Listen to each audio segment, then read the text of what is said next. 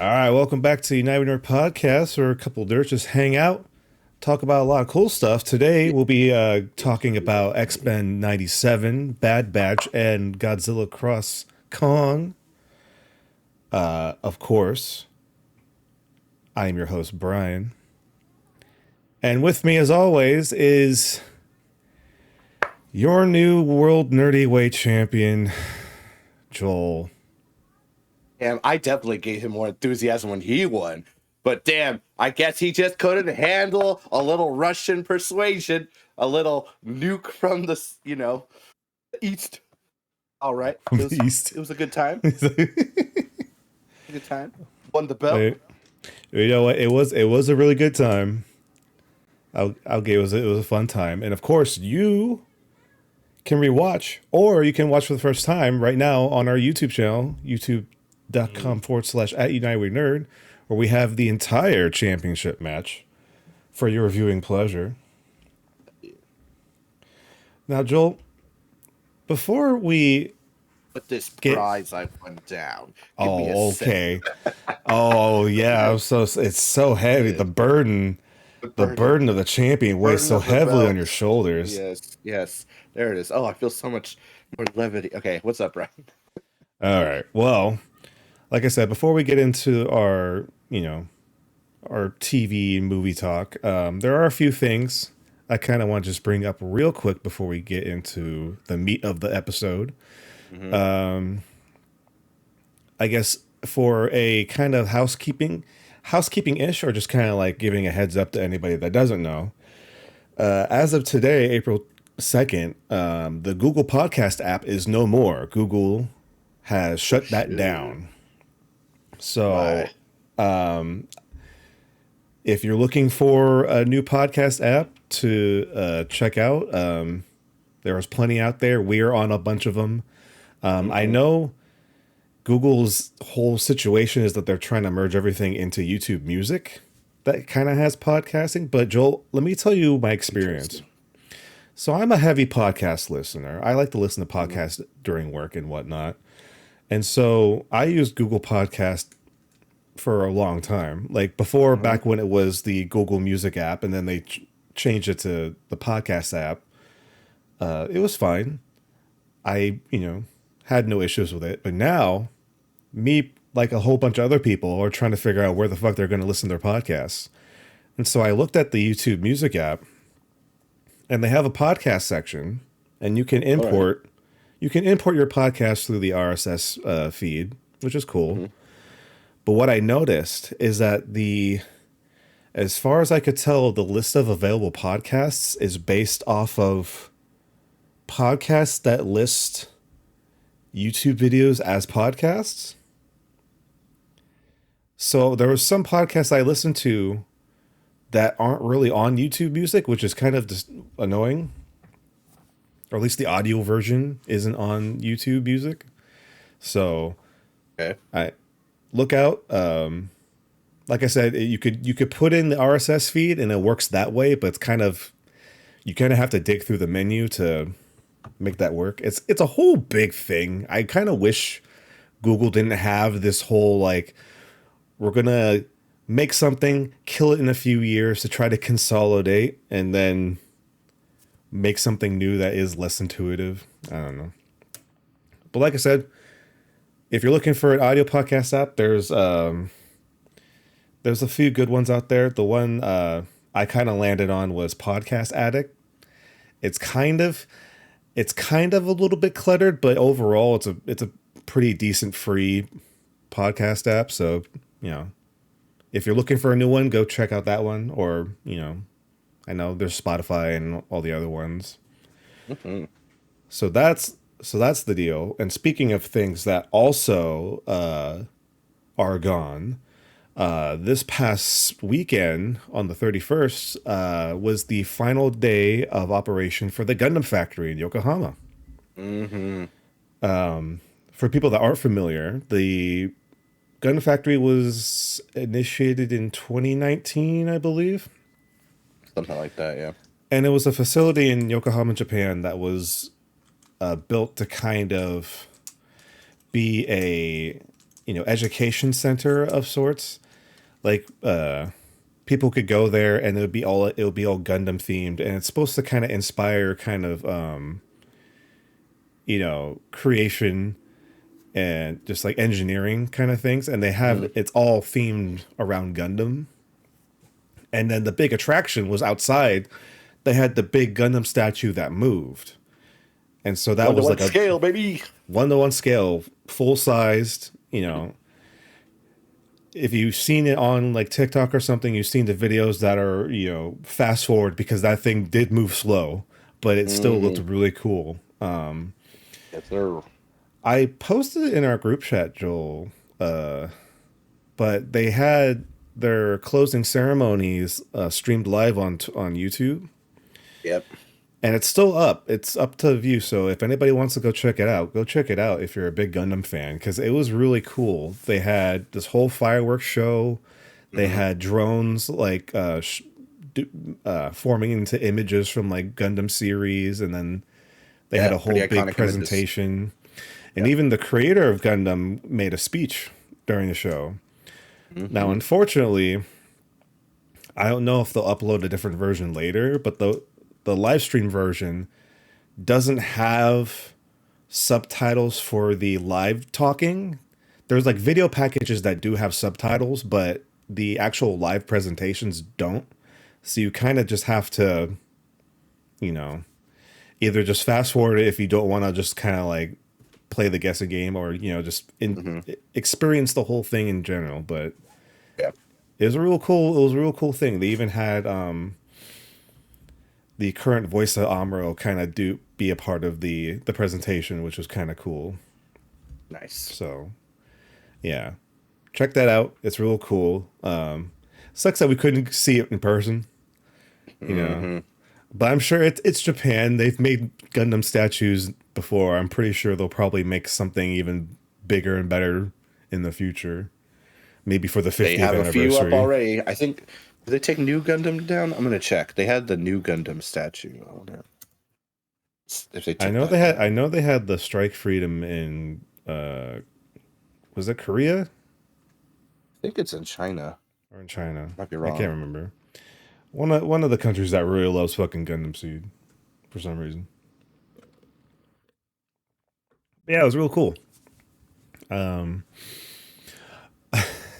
Not to spoil it though, they lean heavy into the shipping of Amuro and Char though in their drone show.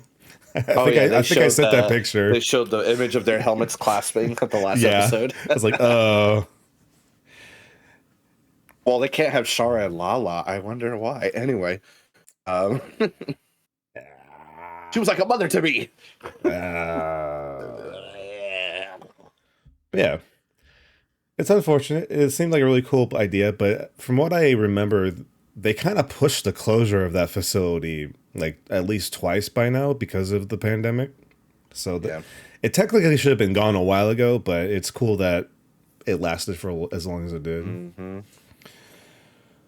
So yeah, that was that. Now, Joel, I know this is technically not a part of our main conversation, but you finally got through the live action Avatar series on Netflix. So I wanted to ask you how your experience was. Is the spoiler tag up?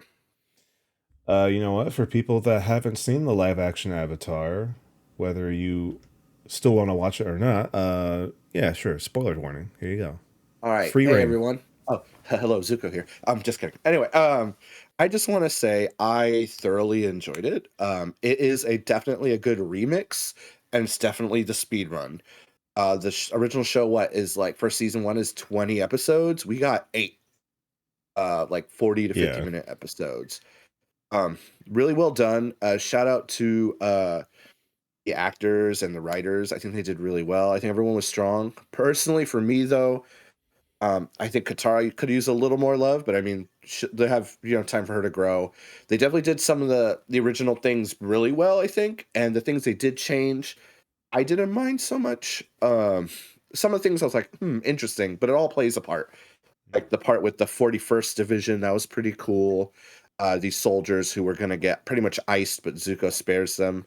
That was cool.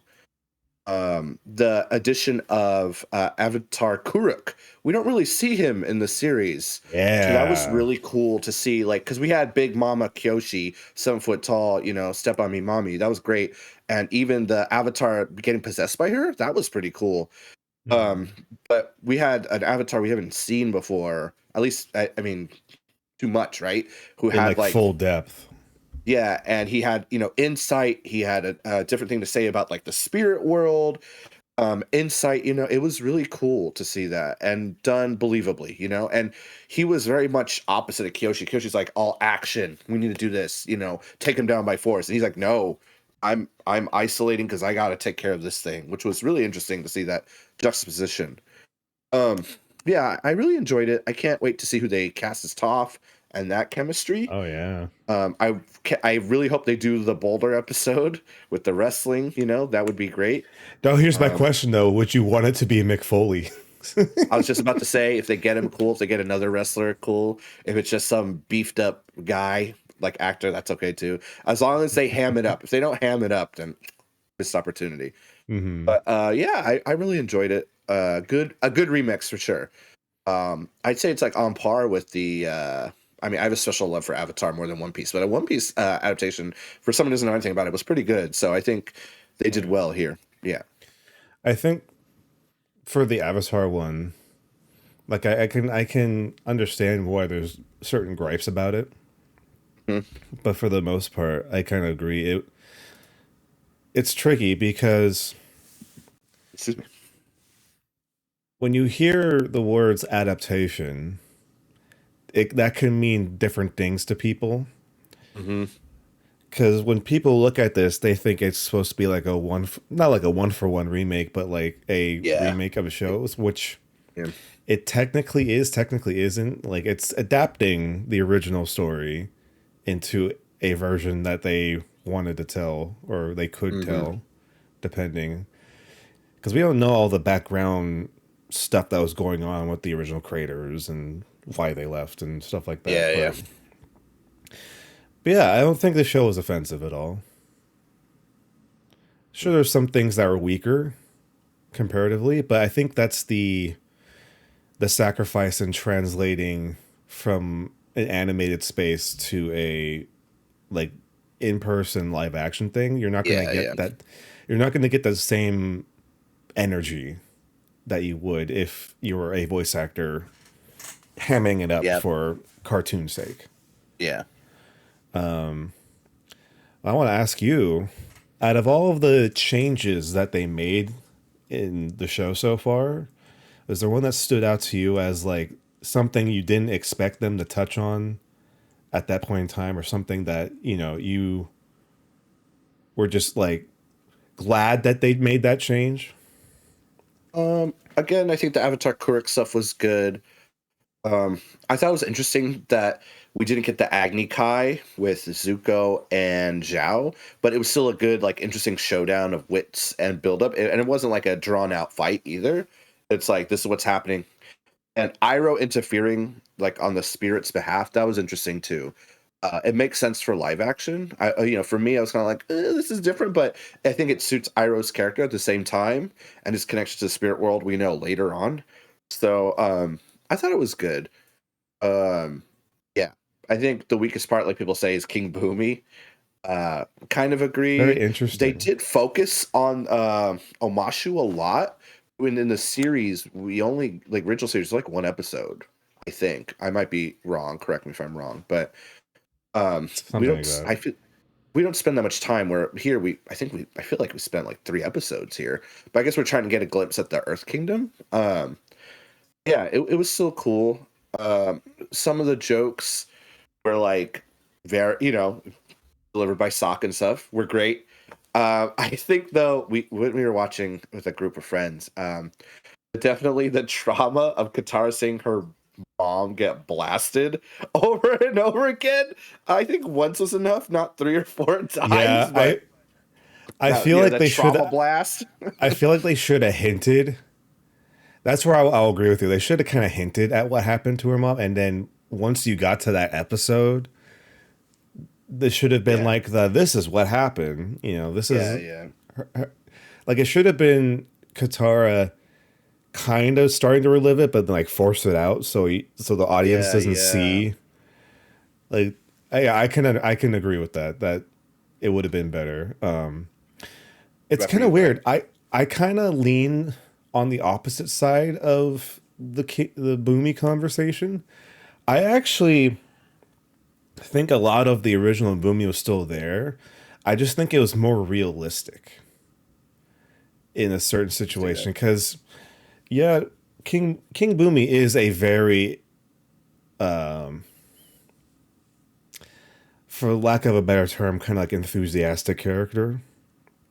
Yeah. He has a lot of chaotic energy. Hmm. And them setting up that him and Aang had a relationship beforehand in that flashback they did when they were kids. Hmm. Like I don't know, maybe it's just how my brain is wired, but from there I could see it's like okay, it's mostly Boomy still, Hmm. but this is a guy who his friend was the Avatar and they disappeared and then had to live through almost 100-year war Hmm.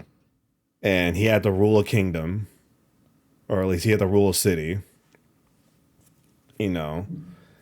And so yeah, you're gonna get salty over that. Hmm. Will you be upfront about it? Maybe not, but then at the end of the whole situation, it still ended up in the same place where they were Yeah. both friends and they were both just silly and having fun. So I guess I'm just on the side of like the ends justify the means I can see that. kind of thing. I really love the chemistry of Zuko and Iroh in this. Oh yeah, I got it down. I feel like it's like a perfect fit. Like they Yeah. they Yeah. play it so well, especially the flashback of the funeral for Iroh's son. Yeah. Yeah. That was done really well, and I feel like that really encapsulated their relationship in a really good way. And sure, was it kind of faster than normal? Yeah, but I Oh feel yeah. like I feel like it from how they had them act in this first season, I felt like it worked because you could tell that they loved each other, and Hmm. even when Zuko was like very hell bent on finding the Avatar in the first half, like having that whole come around when he was like Zuko was like had the assassination attempt on himself and stuff like that. Like the Hmm. buildup was already there. Like Yeah. the relationships were really strong at that point. So I wasn't too mad at that. It was done well, honestly. Yeah. Um, I kind of do agree that maybe they should have focused a little bit more on Qatar and Aang Yeah. because by the end of the season, Katara had her good moment where she kind of showed up everybody at the Northern Water Tribe. It's like, Yeah. Yeah. no, I can fucking fight, and Yeah. the other women can fight in the tribe. Yeah. Fucking less. So even though the throughout portion of the series was kind of weak, I felt like at least she got that moment. Oh Because if yeah. if if she didn't get any of her other moments, at least she got that moment. Yeah. And could it have been stronger? Yes, it could have been stronger. Yeah. I honestly, I totally agree. But yeah, they did her dirty. Honestly, if I'm being honest, I think they did Katara dirty. But Yeah, we still have two, maybe three more seasons, right? So at least three, because I yeah, think I think the they're second one confirmed already season got. two. Yeah. Yeah, Yeah. Season two and three were greenlit. I can understand that they wanted to focus on Aang's connection to the air nomads Yep. and like him confronting his past and him kind of running away. And by the way, the people that say like Aang didn't run away, he just went to go clear his head, it doesn't matter. The fact is he left and Yep. he disappeared. Doesn't matter if it was unintentional or not, he was gone. That's how I Yeah. see it. Because you could have unintentionally disappeared, but the fact still remains that a lot of people depending on you like suffered because of it. And And I understand he's a kid, which is yeah, understandable. yeah. But I don't understand the whole thing. It's like, no, it wasn't, he didn't run away. He didn't leave him. It's like he did though. By He did. accident, yes, but he did run away. And you reminded me the whole genocide intro was very fucking heavy. It But was it set heavy the and I tone. loved it. No, they did it well though, and they really set the tone of what the Fire Nation's about and what the air or nomads are about too. So it's really interesting to see the dynamic. And of course we see that with Aang and Zuko, right? So it was interesting to see that and live action too. Yeah. Um but yeah, I don't know. It's a very weird choice to have Aang not at least attempt to learn water bending Yeah. like he did in the show. Um my assumption is that because he surrendered himself to the moon spirit, that you know, maybe through osmosis of becoming a fucking water beast, he like somehow unlocks his potential to Yeah, yeah. use water bending, and they'll just kind of leave it at that. And Yeah. I'm sure we'll get a line description like next the intro to season. season 2 will be him and Katara, like just like water bending or Yeah. something like that. And it's like, oh, I'm so Aang, glad you've that done I so learned everything well. from the moon spirit. Man, Katara, if only you could do that. And then what you call it? Sokka will be like, yeah, that was my girlfriend. Yeah, that's rough, buddy. Yeah. I'll say this: Sokka is taking a back seat, but I still think he's nailing just the overall vibe of Sokka. Oh yeah, he He's a did little it bit more really well. toned down compared to the animated version, but I still feel like Yeah. he has that very good comedic awareness. Like he's not Mm-hmm. necessarily saying something funny, but like you can see it in his body language. Mm-hmm. Like in the opening when Aang was released from the that fucking ice prison at the beginning of Glacier. the series, the glacier. Ice Yeah, thank you. prison. I like Ice that. prison. Ice prison. When he's like, it's like we are not taking back the strange boy that just came out of the ice, and like he wasn't saying over his head, but the look on his face and he's like his gestures, Yeah, yeah. I thought were funny, and it felt like the vibe. Yeah, yeah. So I agree. I think I think they have the tone well enough, and I think hopefully when season 2 starts, is when really everybody will kick in. Like this was like the test drive. And so now everybody's kind of Yeah. like seeded into like their characters a little bit more. Like Yeah, we'll yeah. get like more out of everybody Yeah. in season 2. I will say the intro of Azula early on and what she's about was an interesting choice, but done well. I think the writing and the actress did really well for what they were doing and how she's already like, I'm going for the throne. I'm going to be, daddy's girl. So that And was very cool. necessary too, because I feel like if they kept it how they did, and we don't meet her until book 2, I feel like in live action it'd just be kind of like, oh yeah, and by the way, Zuko's sister. I was like, Yeah. okay, cool. Yeah. So yeah, overall, And Zaddy Daniel Day Kim. All right. I just want to throw that out there. But yeah. yeah. Yeah, man. Don't He, pecs for fire. holy shit, he played a really good menacing fucking ruler, dude.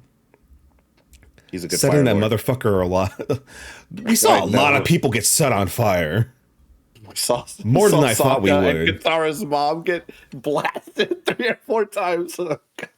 Like we saw, like no joke, we saw a charred body.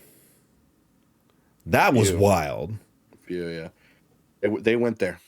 They did go there. I see on the docket too. You wanted to talk about Shogun real quick. But yeah, if you're interested in the show, Go check it out. It's a good intro to that universe. I can't recommend enough. I know we said it. The cartoon is like one of the best media I ever seen. And I was late. I was like totally like, I'm not gonna watch this kid shit. Hell no. I am wrong. Go watch it. It is so good. You're gonna, some parts, there's a couple filler episodes, but still ties in very nicely. I just gotta say. Yeah. It's really good. If you think I'm wrong and you watch it, well, sorry. Whatever. I'll die on the hill. It's one of the best things ever. Dave Filoni, man. But yeah, watching a show, doing a watch party with Shogun. It's basically the lead. His name is Hiroyuki Sanada. He's Scorpion in the latest Mortal Kombat. He's like the Yakuza guy in Endgame. He was in The Last Samurai.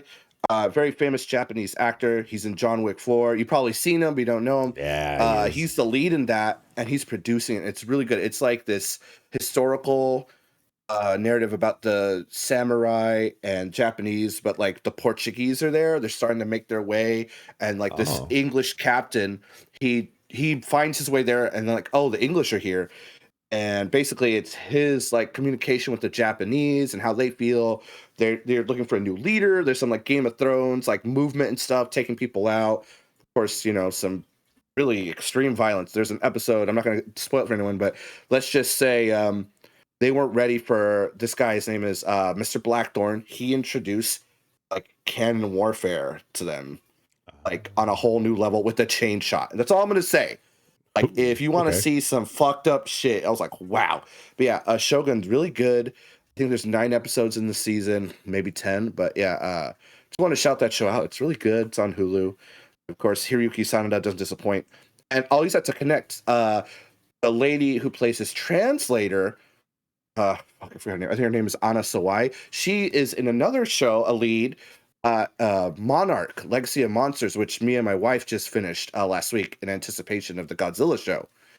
That Oh, was really cool. I think it was 10 episodes. Very interesting premise. I I still gotta thought it was watch going to it. be pretty slow. It picks up though, and it does what the movies don't usually do, but it does it well. It makes you care about the characters and how they're integral Oh and wow, their importance to the series. Yeah, and it's cool. they Their actually story. did Yeah, they it. no, they did. I was like, that's why me and my wife Sarah were like, oh, we got to finish this. This is good. What's really cool they did is Wyatt Russell, John Walker, for those who watch Falcon Winter Soldier, U.S. agent, and his dad, Kurt Russell, play the same person across time. Oh, Um, that's sick. and I they didn't know that. explain it too. It's really cool. So they have father and son playing the same person. Of course, Big G is in it. Not too much, of course, like you would expect, but when he's in it, it matters. I got to say, there's other kaiju as well. And the ending, my parents are like, you got to see the ending. You got to see the ending. It was spoiled for me, but Oh no. I'd say of that spoiled thing, it was like cool, but it didn't ruin the story, which I treasure Okay. more now getting older. So that was Okay. cool. Um, yeah, but yeah, I what have do a you say, Brian? question for you. Yeah, I know it's on Apple TV, whatever the fuck. yeah, yeah. How did you watch it? We have Apple TV. That's why. Well, no, like, did you watch it on your TV? Did you But we watch it watched like it on our on your? TV. Okay. Later, I need to ask you because I was trying to figure out how to cast it to my TV and I couldn't figure it out for the life of me. Oh, we have it as an app on the Xbox. So Oh, okay. yeah, do that so we That's can, actually smarter, probably. yeah, I was trying to yeah, cast it from my phone through the website and it wasn't working. yeah. If Okay. you're a fan of like the MonsterVerse already and you're going in, just watch it. It's really cool. The story's really cool. I think might be a little slow compared to what we just saw this weekend, but it is a 10 episode story, and I really hope they continue because the characters were really cool. Their story was cool, and how it all connects is really. I think they did it really well. And just so you know, as far as the beginning goes, it's post Godzilla 2014. They'll explain some more there. I heard They'll about that. connect some dots. That's all I want to say. They refer to it as G Day. They're gonna hear G Day a lot. G Day. But yeah, really cool concepts. I didn't think they were gonna do, and yeah, I just really enjoyed it. I mean, I'm a big Godzilla fan already, and this show was. I was kind of expecting like, okay, Apple, you're tipping your foot in. I see what you're doing, but honestly, the Apple money was like good for what they were doing. And they had the guy, I think Michael Dougherty, I think he did King of the Monsters. He was as a consultant for the show, and I think it really shows. Oh, Like, okay then. so Well, no I wonder it's think that was good. him. No, yeah. But I mean, it Okay. was really well written. Yeah, so shout out to Monarch Legacy of Monsters. And yeah, the ending, I was like, damn. When I finally saw the setup to what was spelled for me, I was like, oh, like that's why. But yeah, it's yeah. The budget definitely went to like 2 scenes. I was like, oh, that's where the budget went. But Okay. yeah, even at the end, I was like, oh, there's no way they can't leave this like untouched for a second season. Like it just, oh, I really hope they continue. Yeah. Okay, cool. Yeah, I highly recommend. I just want to say before we go further, I got yesterday. Fucking April Fools. People are like, we already got the Godzilla Destroy All Monsters, Space Godzilla and Gearus are back. And I was like, God damn, I believe them. But I forgot it was April Fools. I fucking got Brian. I was like, oh, dude, they're bringing Space Godzilla and Biollante and Anguirus. And I was like, wait a second. Fuck. I was so excited. See, man, all these April Fool's jokes, they're just, it was funny at first. Now it's just cruel. Yeah. Although, the one that you mentioned to me the other day, the Virtual Boy one, Oh, that one was funny. Too. I was like, oh. I didn't believe it for a second because that was a failed fucking project and no way they're gonna do it again. But the commercial they made for it was funny as fuck though. Yeah, it was good. It was high quality like joke. Yeah. I see that I can recognize they took a jab at those tech bros that wear the Apple Vision in public. So I got a good chuckle out of that. Yeah, I got, and I was like, oh, god damn it. Also, just I should have thought wearing the Switch on your fucking head like that close. It's so fucking hot, dude. Dude, it's heavy. I think too. Like, oh, just like. Well, it's funny because do you remember the Labo sets that they made? Yeah, the cardboard, right? They had a headset one. Yeah, you can technically play like Mario Kart and like technically Smash Brothers in VR or VR. Yeah, it's literally just putting the Switch up to your face. It was dumb. It was dumb. You know what wasn't April Fool's though? I found out we're getting some cool stuff in Destiny 2. We know we talked about with the Onslaught, but I just want to shout out Whisper's back, baby. Outbreak oh, did it confirm it? Back, baby. They're bringing it back. They're trying to pull all the stops to bring us back. Wow. New PvP maps. Apparently, there's some boss thing too with raid bosses. Oh man, they're like a boss rush. Pantheon? I don't know. I didn't watch the thing. The thing came out today, by the way, not yesterday. I double checked when they announced this, but yeah, I didn't watch this week's one. Yeah, I didn't watch last week's. But here, let me see. There's a list someone shared on Twitter, and I made sure it was for today, not yesterday. Let's see. I said the Pantheon of bosses, 0 Hour, and Whisper. That's what it's called. And Whisper and Outbreak are going to be craftable, so people are going to play the shit out of those. Add some good perks to those. Okay. Super Black Shader, 3v3 PvP maps, new light skip. Of course, if you're new, you could skip right into the horde action. Name change. Finally. That's big. You name changes cost shit, so that's good, and it's free. Of course, I think they finally took that big L with all that news, and they're like, we got to get people back, and this is the right step to get people excited.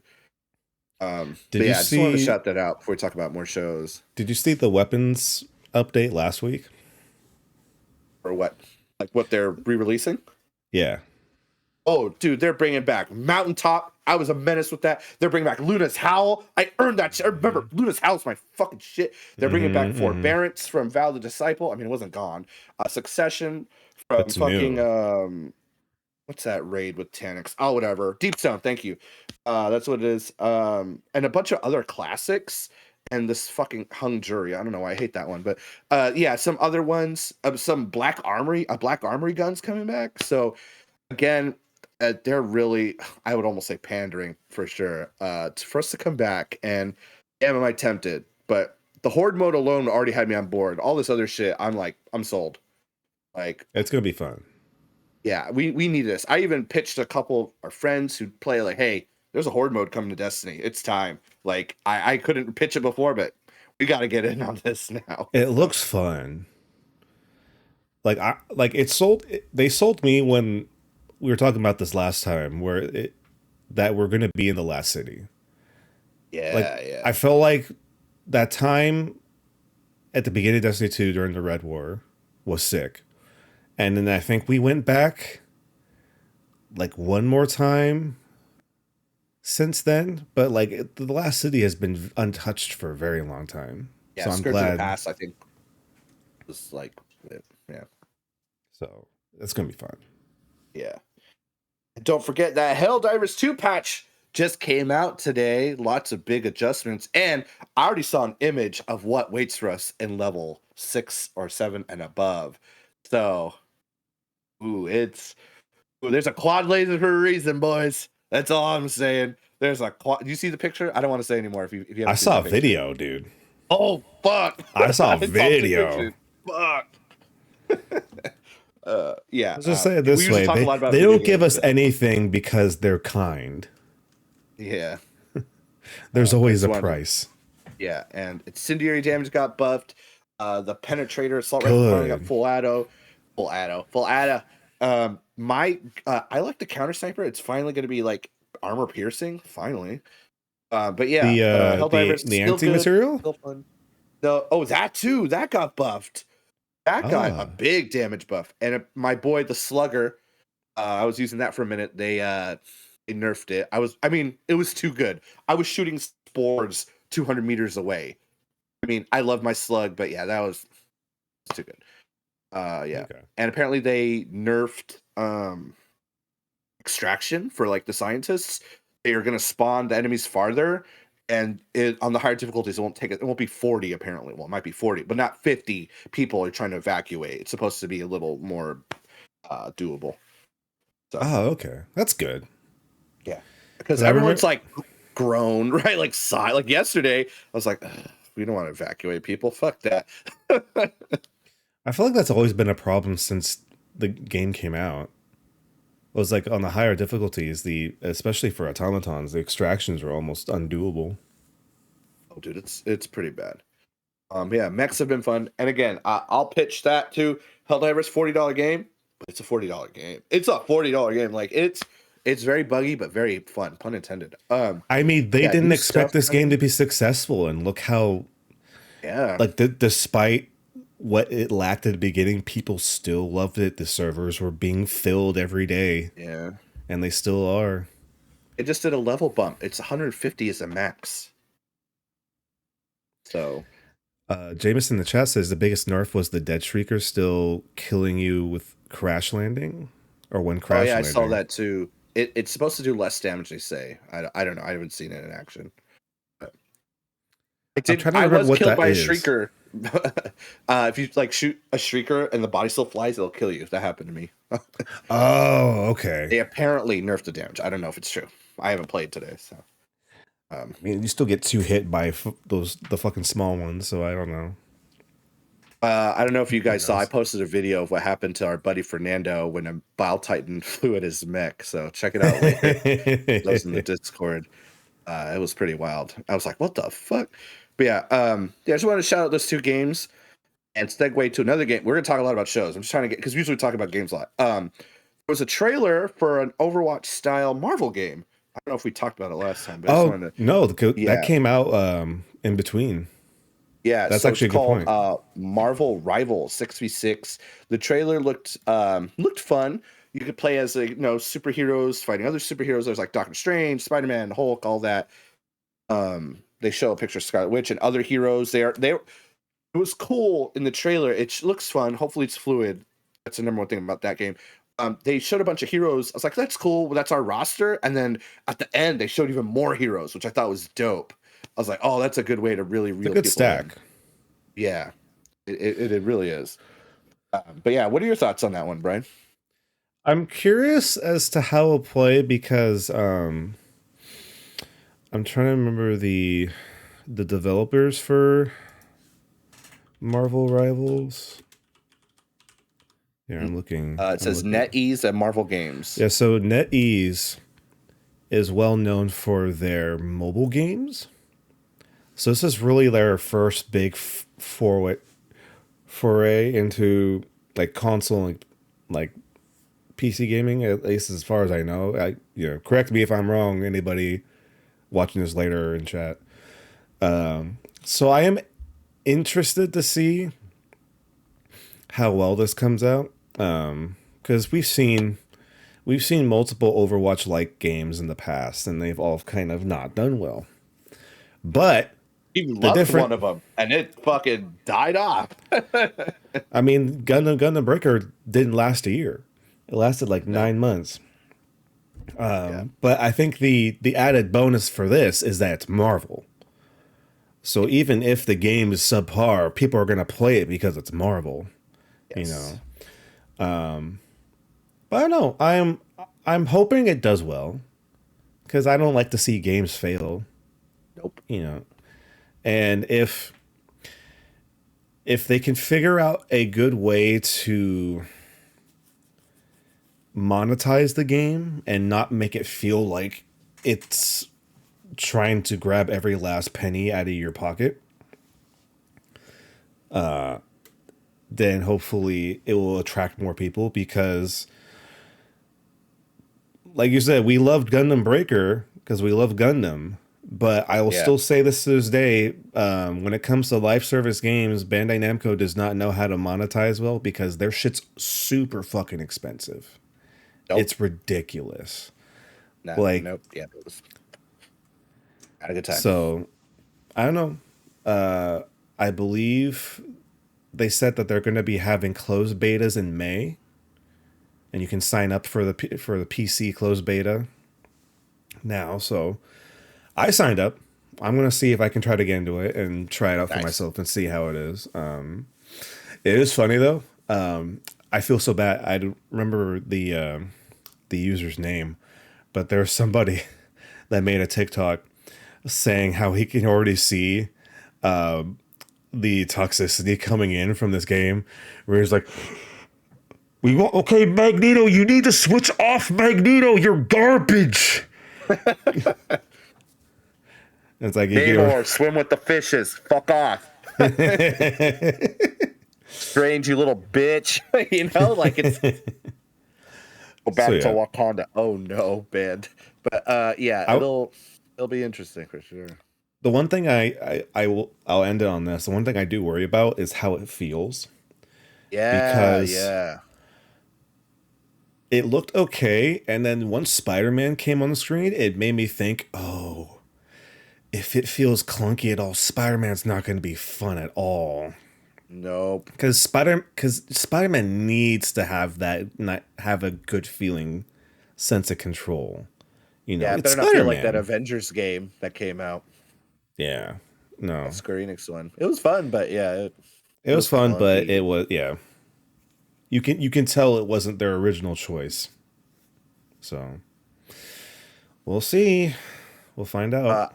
I'd like to. I know I'm connecting a lot here loosely, but I just want to shout out. They dropped some stills for 1943 Rise of Hydra. That shit is looking clean. It's Captain America and Azuri, the World War II era Black Panther. That shit look. Oh man, it's like I just looking at it, I was like, holy shit, that's almost like movie quality in like 2010. It's looking. Woo, woo. Yeah. So Wild. GDC, which was 2 weeks ago, had their State of Unreal panel, and they used that game to demonstrate the updates for Unreal 5. Even if you're not really interested in the tech stuff behind video games, go check that out because holy fucking shit. Like the new upgrades they're doing for Unreal 5 is unreal, cuz if you watch that trailer, there's the scene of them on the bridge. Yeah, right? yeah, that's what I'm thinking of. And they showed off with the new technology that everything was mocap and rendered, and then the person can take a camera that's hooked into Unreal 5, and they can literally move the camera like they're on a movie set. And everything is rendered around them so they can position themselves in the way they want to position for a cutscene. And it's fucking cool. Like this stuff will never cease to amaze me. So I highly recommend go checking out that video because it's just amazing. Plus, you get to see some cool Captain America, Black Panther stuff. Yeah, man. With the cowl, the classic cowl, and Yeah, yeah, yeah, man. yeah, From 2001 Battlefront, man, this is so real. yeah. 2024, 1943, Rise of Hydra. Damn, this is so real, and it's only gonna get I better, can't man. tell if this guy's alive or not. Yeah. I just wanted to shout those out really quick. Because we're gonna get into way more stuff soon. Oh yeah. Okay. So like I said at the top of the show, we want to talk about because they've been out for a little while. We want to talk about X-Men 97 and Bad Batch. Hell yeah. Um, and of course, we want to talk about Godzilla X-Con. Hell yeah. So Joel, I'll picture to you. Which one do you want to start off with? Let's do it in the order you said, because honestly, I think ending on Kong would be great. I know we talked about Monarch a little, but we'll just come back to it, I think, because it's freshest in my mind. I mean, it'll be refreshed tomorrow with the new episodes coming out, but yeah, I think we should hit the TV shows first. Okay. So in that case, we are going to be going into heavy spoilers for what is so far X-Men 97, Bad Batch, and of course we're going to be talking about Godzilla X-Con. If you haven't seen any of those and you don't want to be spoiled, I'd recommend pausing the podcast here if you're listening to us post live. Go watch it, come back, and you can comment what you liked and what you didn't like, or if you think our opinions suck, or if you agree, you can put them in the comments and let us know. Without further ado, we are now in the spoiler zone. Joel, it's a Saturday morning. You got your bowl of cereal. You're sitting down. It's 2023. It's 2024. To watch X-Men. Dude. Whew. It feels legit. It feels like you are a child watching a new episode of the X-Men.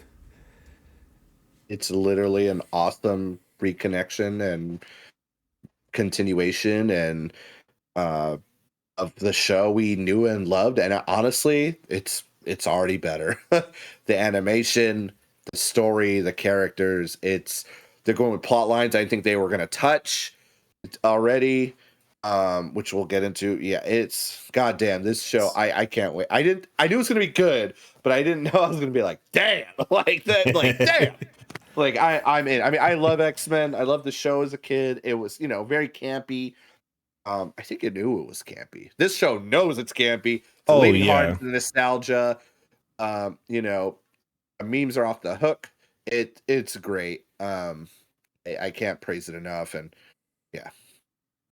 Yeah, I fully enjoy the fact that they're leaning heavily into, like, it's still the 90s here. We're in the 90s the fuck out of this show, and you're going to eat it all up. Yes, they did. So I guess to catch people up that aren't aware, so this is a continuation of the original, like, 95, 96 X-Men animated series. This is roughly about a year later after the conclusion of the original. And, a lot of stuff's happened. Professor X was assassinated at the end of the last series. So now this is kind of like the ramifications, the post assassination of X-Men. And they're all kind of still trying to figure out what they're doing, how they're going to, move on as a team. And, we get a good amount of everybody. We get, Scott and Jean are about to have their baby. Wolverine's Wolverine. Same voice actor, too. Same voice actor. I'll give him a lot of credit. Almost every single voice actor that was in the show originally is back, except for, I believe, Cyclops and that Gambit. voice actor has passed. Yeah. but they do a very good job. Like everybody's still good. Of I course, there's mean, some people that sound older than others, but they're still yeah, doing their thing, doing a great job. we get Jennifer Hale as Jean Grey. I mean, hell yeah. Jennifer Hale is just Yeah. like a human time capsule. Like she is hitting every beat. Like she is always doing a great job, no matter what she's doing. Like Mhm. she seems like the same Jean Grey we saw when we were fucking kids. Perfect. But yeah, like you said, they're starting to kick into gear X-Men stories that we didn't get to touch on. So we got Morph is more of a main character than they were back Yeah, yeah. in the original one. We get Bishop, which is sick. Bishop's getting a little bit more front and center spotlight. And let's see.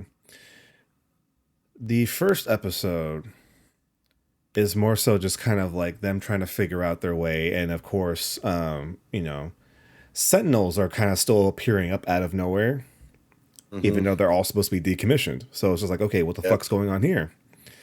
And then what I love about the show is that they're not afraid to do what the other show did and work on the interpersonal relationships between the X-Men. Oh Like we yeah. get to see them as people and not just like the superheroes, Hmm. you know. So it's like I said, Scott and Jean are gonna have their baby, and they're thinking about, maybe we should leave and not be in the X-Men anymore. And of course, everybody else starts to figure that out, and it so creates this weird tension like, surrounding Professor X's death and whatnot. Hmm. And you know, and then they have to figure out the Sentinel stuff.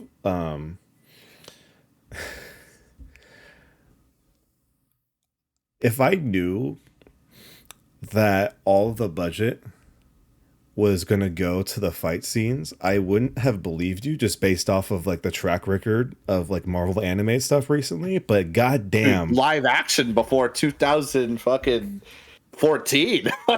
Those big fight scenes. Some of them dude, petered out. dude, the scene where like the Sentinel like blows up the front of the the X jet, and they all start having to dive bomb into the Yeah, battle. yeah. Holy shit. Also, shout out to the animator that obviously played Marvel vs. Capcom 2 because Mm, they legit put one of oh, that's good. one of Cyclops' specials into the fucking show, beat for beat animation. Mhm. And they definitely give Cyclops his due. He's supposed to be an asshole, but they definitely are showing like he could be the leader that they need. And giving him some really cool movements and flow with his character. There's a scene where they're trying to rescue mutant from the Friends of Humanity, aka racists, and they have Cyclops kind of bust in, and he's doing some like smooth criminal shit with the fucking laser. I was like, Yeah, damn, Cyclops is smooth as fuck. he So is. yeah, and just that episode of them teaming up, their dynamics, Bishop calling on people to power him up, and it's really good. And This I'm gonna jump ahead a little because I go don't for want it. to forget. When they're fighting Master Mold, a villain from the original series, with Bolivar Trask, same character model from the original series too. They're Yeah, all fighting, having a good time, doing some cool setup, and then the Sentinels pop. They're like Omega level mutant detectives. Like, oh shit, that it's shit was Storm. fuck. Yeah, that was wild. She calls upon fucking Mother Nature and shit and obliterates them. I was like, damn, giving Storm her due too. Where they're just like Omega level mutant detected. I'm like, damn. I was like, this is it. This is gonna be great. So Also, shout out to Beast literally just cannonballing into a Sentinel and taking control of oh, I it. know. A Oh, Gundam I love it. confirmed for X-Men. That was pretty dope. But yeah, Really that whole imaginative, scene, I gotta say. Yeah. and I know we saw it in the trailer, but like the scene of Gambit jumping onto Wolverine's back and then imbuing his claws with his power is fucking sick. Yeah, yeah. Thought image is like, what if he didn't superheat the claws and just blew his arms off? Like he did it incorrectly. Yeah. But we're not gonna go there. But I just thought it was funny. I No. was like, oh wait, what if he did that wrong? But you meant Okay. the FOH was kind of like a subplot of this episode, and we run into another mutant Hmm. named Roberto da Costa, or for most people would probably know him as Sunspot. Yeah. Gets Ooh, check. introduced, and the X-Men rescue him, and of course he's like. What I think is very interesting is that they're they're giving Sunspot the Jubilee role, Hmm. and they actually do the work into having them show like Jubilee is now in that next level of just kind of like X-Men status where she Yeah. recognizes, oh, he's the same way I was. I'm going to mentor him now, Yeah. and I'm going to take on that role. And so it was cool to have Jubilee kind of have this become like the mentor, become a bigger member of the X-Men when she was basically the kind of the newbie back then. She stepped up. She Moving on stepped up. up. And we get that shenanigans, we get Trask and the Sentinels. And then the biggest cliffhanger of the first Oh yeah, episode, yeah. after the big fight, everybody's kind of, settling back in. Summer wear And edition. we Sportswear. find out that Magneto was inherited the Institute by Professor X. And so Hmm. now Magneto is the de facto leader of the X-Men, Hmm. which is wild. Yeah, that was a good. I was like, oh shit, we're going. And then that leads into the second episode Before we where go into the second episode, I just want to say the um, intro was like, damn, I'm a kid again. oh yeah. And it's just the music and the animation's cleaner. They have some stills from the episode and future episodes. And I want to lead this into the next episode. In the first episode, they have Professor X, right? Like, it shows him, he's doing his mind thing. Episode 2, I was like, oh, I can't wait to watch. And I was like, oh shit, it's not Professor X starting out. It's fucking Magneto throwing the Yeah. X's down and coming. I was like, oh shit, that's sick. That was a nice little thing. And I don't know if it was in the first one. They had Morph, and what was really cool is Morph has issues or history with Mr. Sinister. They showed him like saying, shooting at like a sinister shadow, Mhm. which was really cool, a cool addition because that's like his whole arc. I just thought that was really cool, like a cool addition. We see like just out the gate, but yeah, enter Also, Magneto though for episode 2 for sure. speaking of Morph, also really good touch on having Morph be the gateway to seeing other X-Men characters that aren't Oh full yeah, front. Like, because Morph transforms into so many people, just like in the first few episodes. Like, we see, I think we see Colossus, we see yep. the Blob, we see, Do we see Juggernaut? I don't think so. I don't. Angel, we did see. He We see transforms we into see Angel when the Angel, ship blows up, or Lady Archangel, I should say. Lady Deathstrike, Yeah, and so many I was in this like. one. I believe in the second episode, Morph turns into Psylocke too, which is really Yeah, sick. yeah. But just overall, just a really really good return to the X-Men, which leads into the second episode where the team kind of has to come to the terms of Magneto becoming the leader, Magneto Hmm. seemingly turning a new leaf for the sake of Trying, Xavier trying. trying, which leads into this Oh whole man. trial of Magneto. Based on Because some Avengers versus X-Men comics back in the day. I was like, oh man, that's nice. Nice little touch. Going it all the way back. so And there's a new arc of him doing it too in the comics. But yeah. yeah, we have this whole big like huge court case deal, and It's of on trial course in front of the world. it's kind of like the interesting dynamic because in the first episode we see a little bit of Cyclops talking to I keep forgetting her name, but she is in kind of like the UN Oh yeah, I know who you're talking about. Yeah, yeah, yeah. I believe. I'll have to look it up here. Like the Valley United Cooper. States.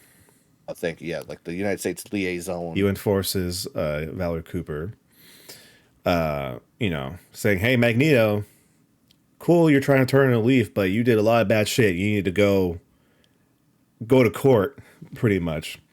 Yeah, And so the X-Men kind of act as a secret aid, like a secret service kind of detail, making sure yeah. that a lot of the animosity from the public doesn't cause any trouble. A very interesting touch of kind of having references to January 6th. Oh And yeah, this, I think, definitely. it's on point for X-Men, so it was really Yeah. interesting to see that kind of parallel. And of course, at the same time, Wolverine and Jean are home because she's pregnant, Hmm. and as chaos starts to ensue at the court case,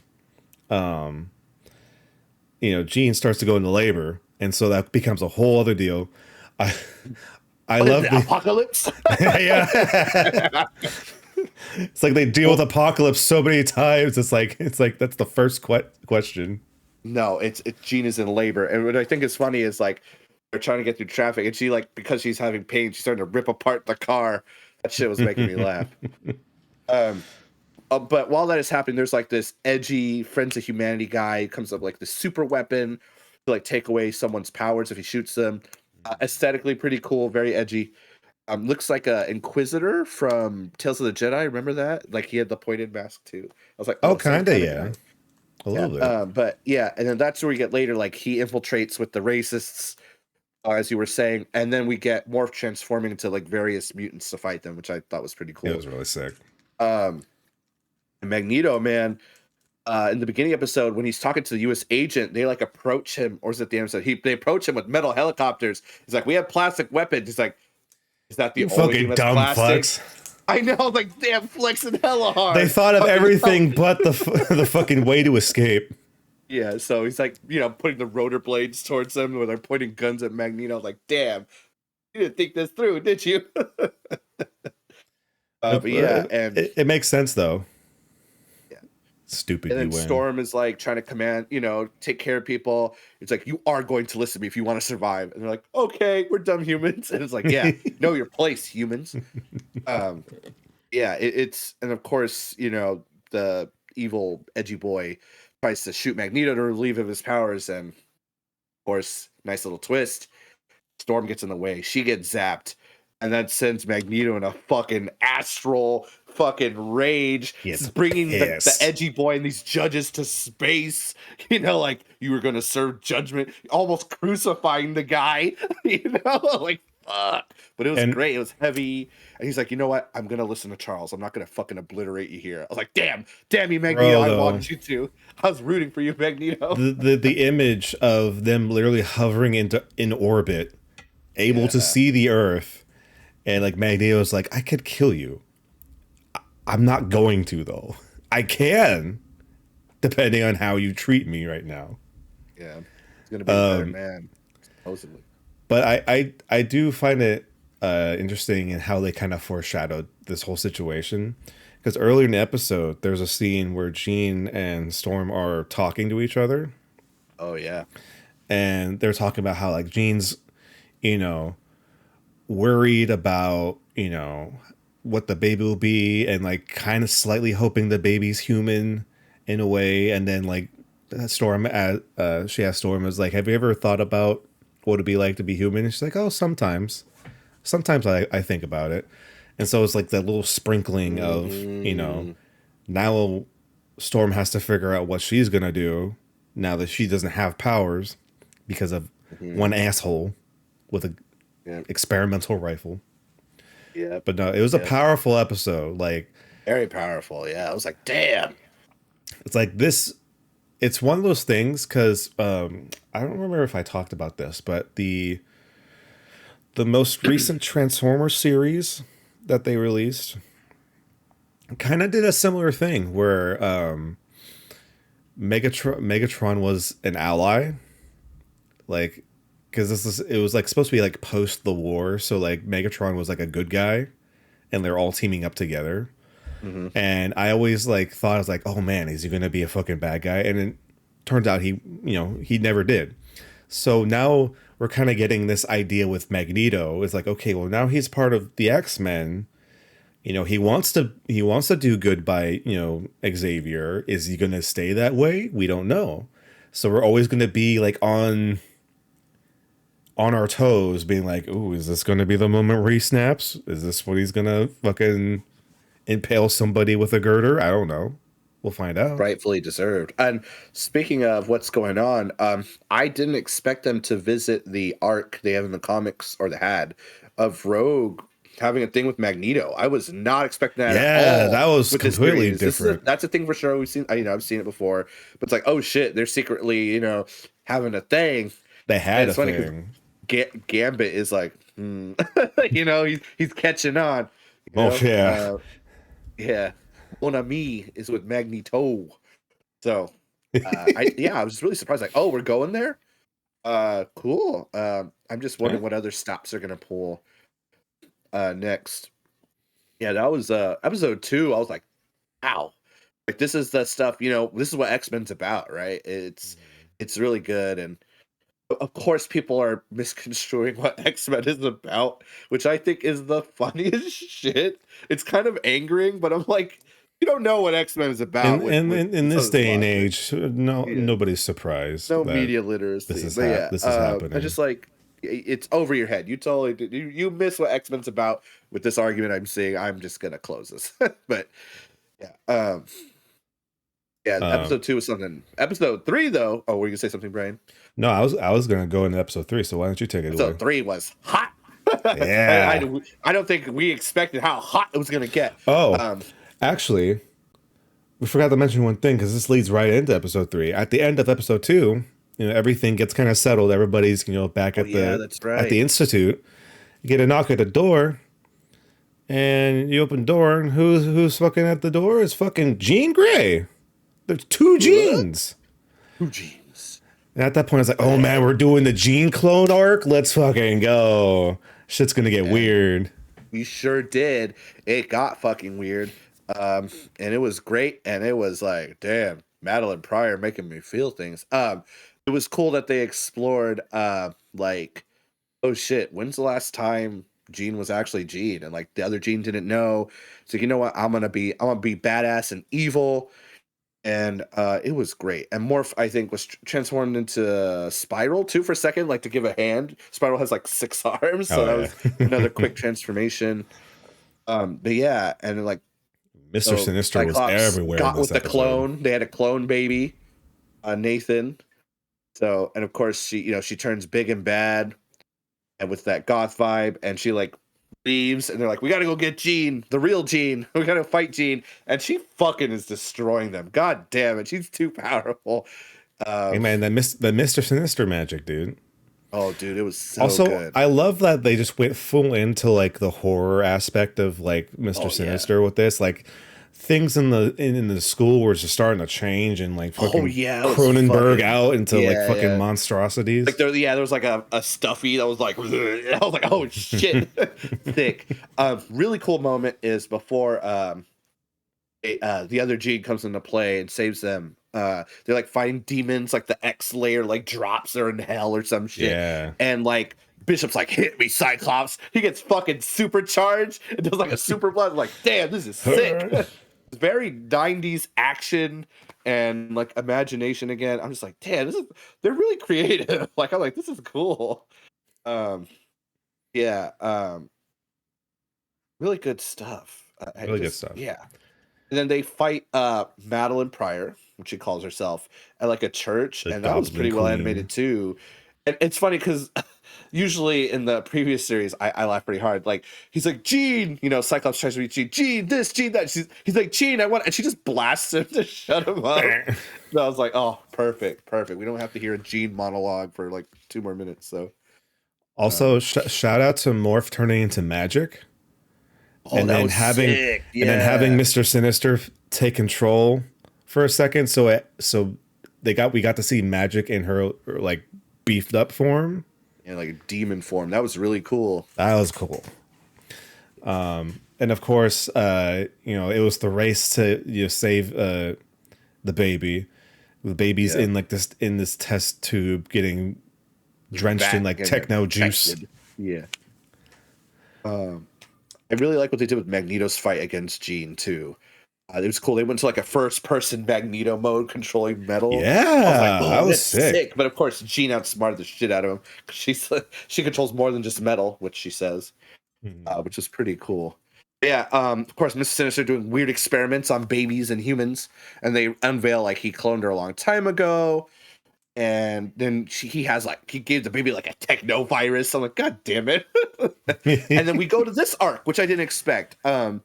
It's like we don't have the cure now, but there's probably a cure in the future, and who else can go to the future? They mentioned earlier they repaired, foreshadowing again, like you said, they repaired Bishop's time traveling device.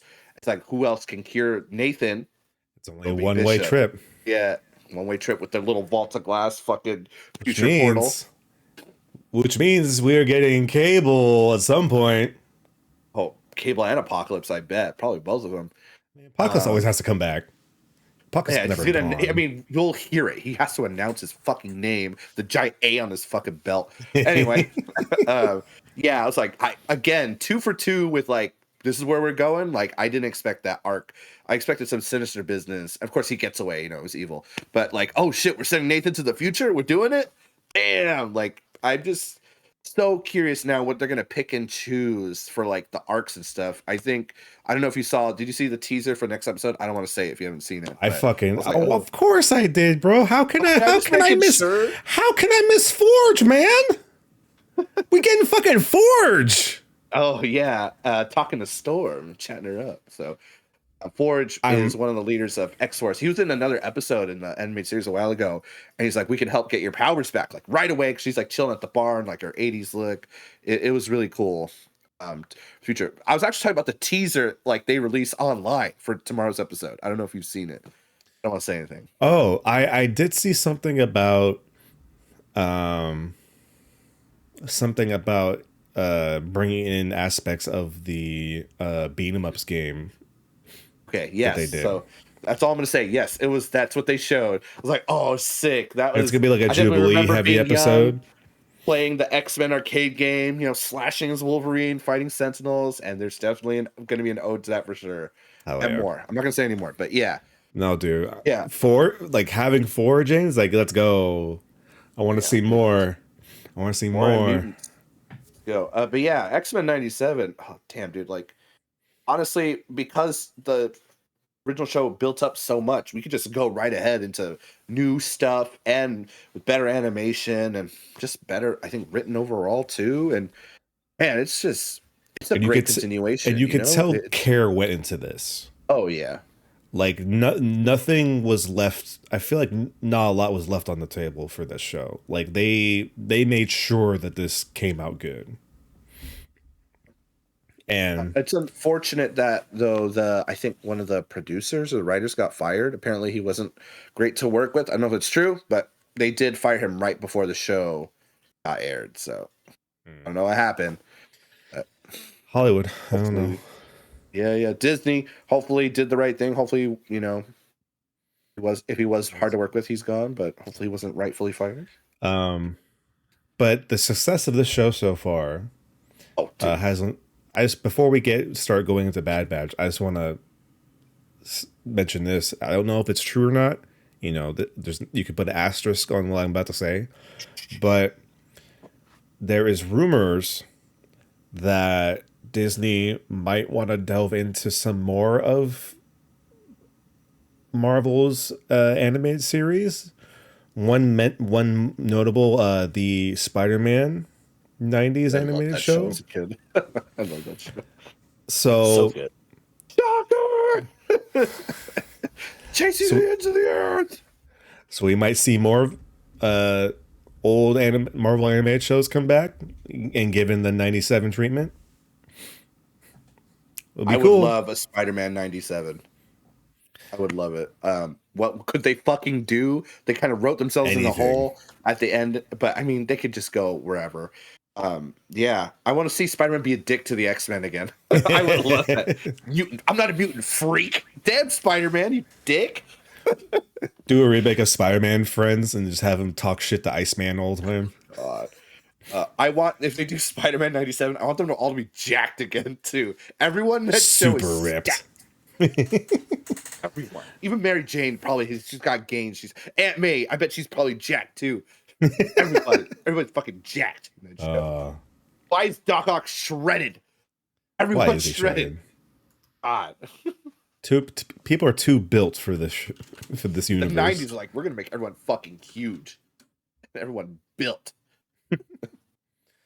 All right. Why don't we transition? X-Men 97. Go watch it if you like X-Men 97 is great. But let's transition into Bad Batch. There's a lot of Bad Batch going on, so I don't think we'll go over episode to episode. I think we'll just kind of talk about things that stood out to us because there's so much that's happened already, and there's so much more that's gonna happen. I don't even know. I think we did talk about it a little, but I don't. We even mentioned it a tiny bit. We didn't go into detail, but now we can go into detail. So, man, where to start? There's so much good shit that's happened. Well, I'll start with this. The end of last season, things are going south for the Bad Batch. Tech is presumed dead. Omega and Crosshair are held captive. They're at the facility, at a facility. And so this is kind of where we kind of kick off the series again. So we kind of see what Omega's doing at the cloning facility. I forget the name of the planet they're on.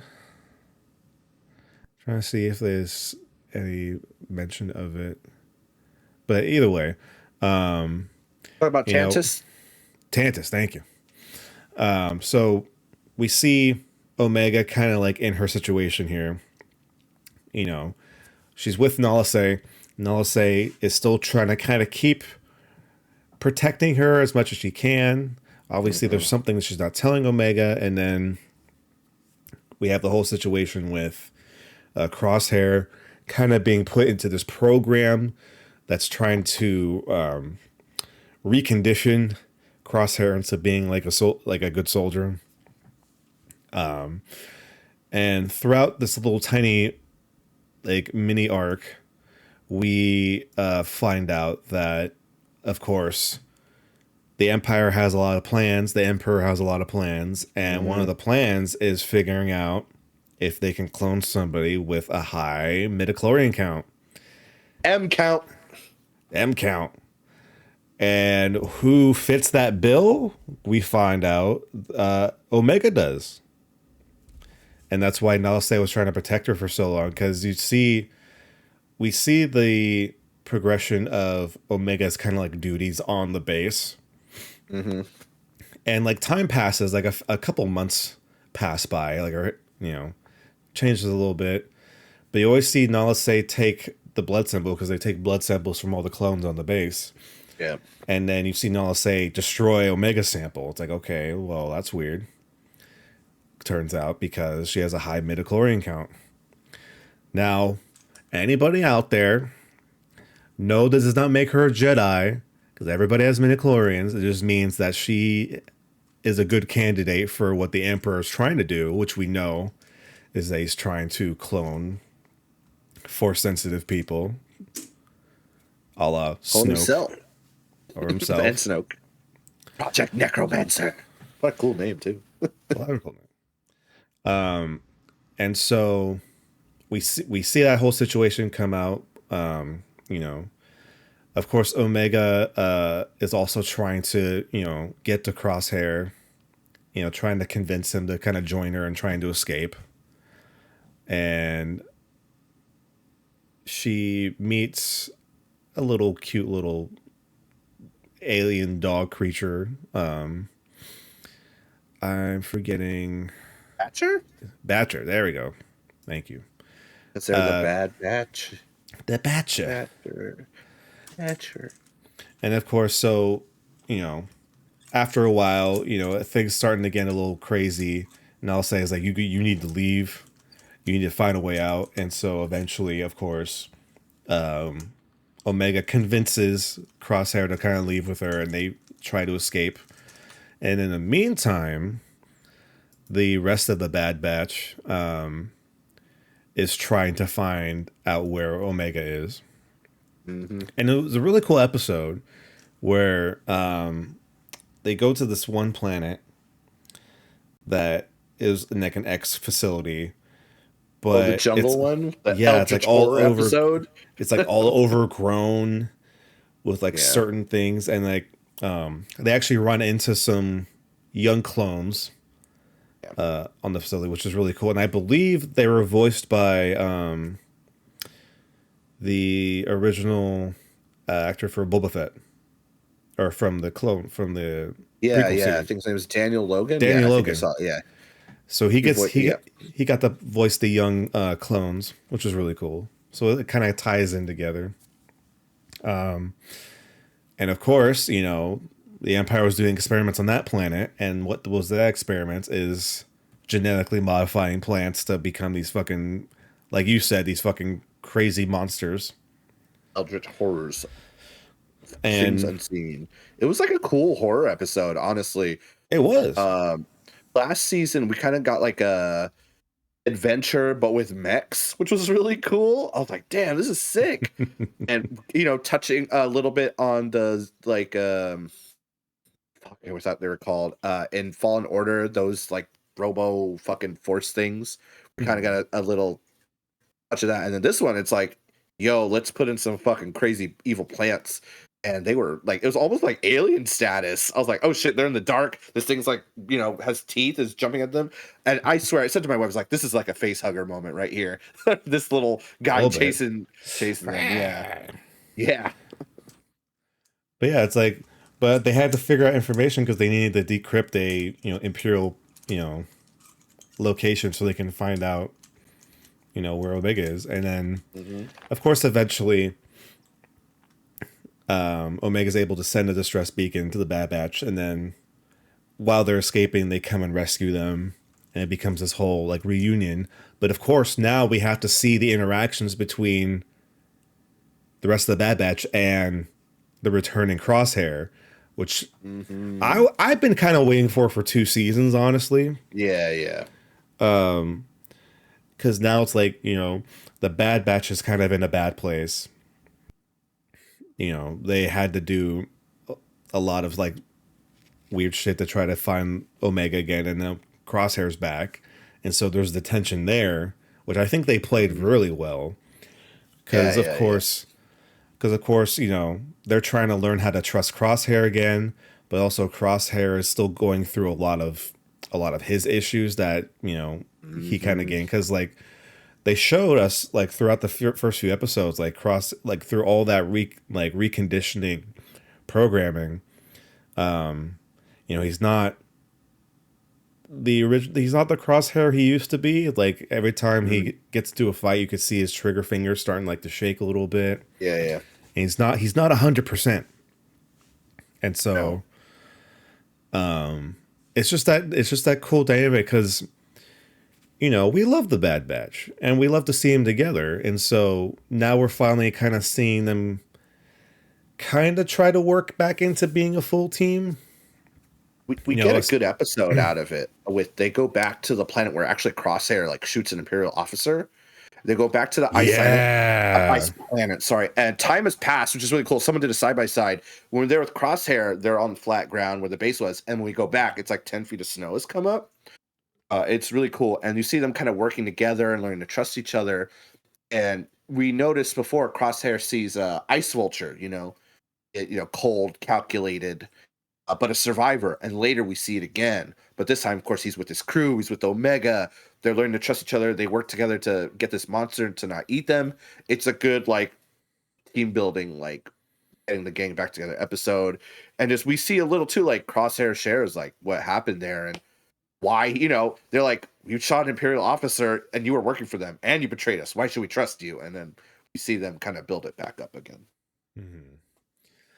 And of course, doing a whole bunch of interactions. We had an episode where they had to help Fennec to get information Ooh, that was a about good like the M one. That was count. recent. Yeah. That was a real good episode.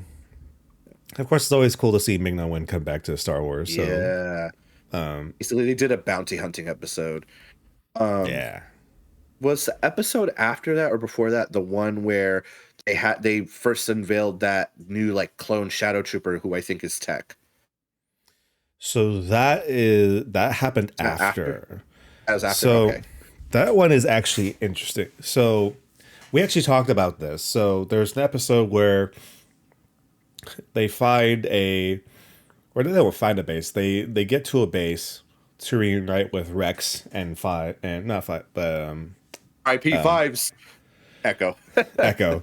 I keep mixing him up for some reason. I don't know why. I think it's just because he's with Rex, and I Yeah. connect RIP Rex with Fives. Five. RIP. But Rex and Echo get reunited with everybody, and we get this whole another group of clone troopers or ex-clone troopers.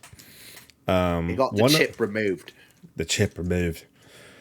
But of course, they captured one of the shadow troopers that we were talking about, and that was basically the completion of the reconditioning program they were trying to do with Crosshair. But of course, because he's a defective, it didn't work on him. And so they're trying to interrogate this guy. He wasn't saying anything. But then once the Bad Batch gets there and the Shadow Trooper sees Crosshair, he starts getting all pompous and being like, "Oh, you would know what's going on here." And like and it's funny because I understand that they're still trying to learn how to trust Crosshair, but I don't know, if it was just me, the person that's been in that Imperial Circle for a while says we need to get out of here. Like, this is not good. This is a trap. Yeah. I would tend to want to believe him. Yeah. Because like everybody was just ignoring Crosshair. Like he kept saying, like, this isn't good. We need to leave. And then They didn't trust him. I didn't get the one clone that was kind of one of the leaders. I didn't get his name if they said his name. Was it the one with the undercut? Was it Hauser? They did say, was it Hauser? Was it Hauser, the one that was like really pressing? Hauser was one of them, yeah. There was another one too. I think there's one that's called Blaze who blew up. They always give them names like that. Like there's one called Cutter who gets cut in half. There's one called like Blaster who fucking blew up or something. But yeah, he was there too. But yeah. It was really pressing Crosshair. It's like, dude, it's not going well. And of course, what happens? The Empire shows up. They kind of figure out their location because of the one Shadow Trooper. Well, actually, no. Was it because of the Shadow? They lost signal of the Shadow Trooper? Or was it because of Crosshair? I think the Shadow Trooper was tracking someone and then let the Empire know they were there, if I remember correctly. Oh, that's right, because they had the other one come. Yeah. And they were sent to assassinate the other one, so they wouldn't say anything. And we talked about this earlier, but we're under the assumption that one, because of that one Shadow Trooper was very intent on going after the Bad Batch, and we're on the assumption that might be Tech. Yeah, they've shown him. They focus on him way too much to be like a regular guy. But it would be a nice red herring if, like, oh shit, we don't care about this. The fucking Emperor's about to ice us, So, and like he kept like going after him, kind of almost like disobeying orders. Like they're very like on the line of being disobedient. But and so we kind of see what they do. Like they try to escape through a passageway, but of course, the Empire kind of figures that out. So they're trying to like block them in. Yeah.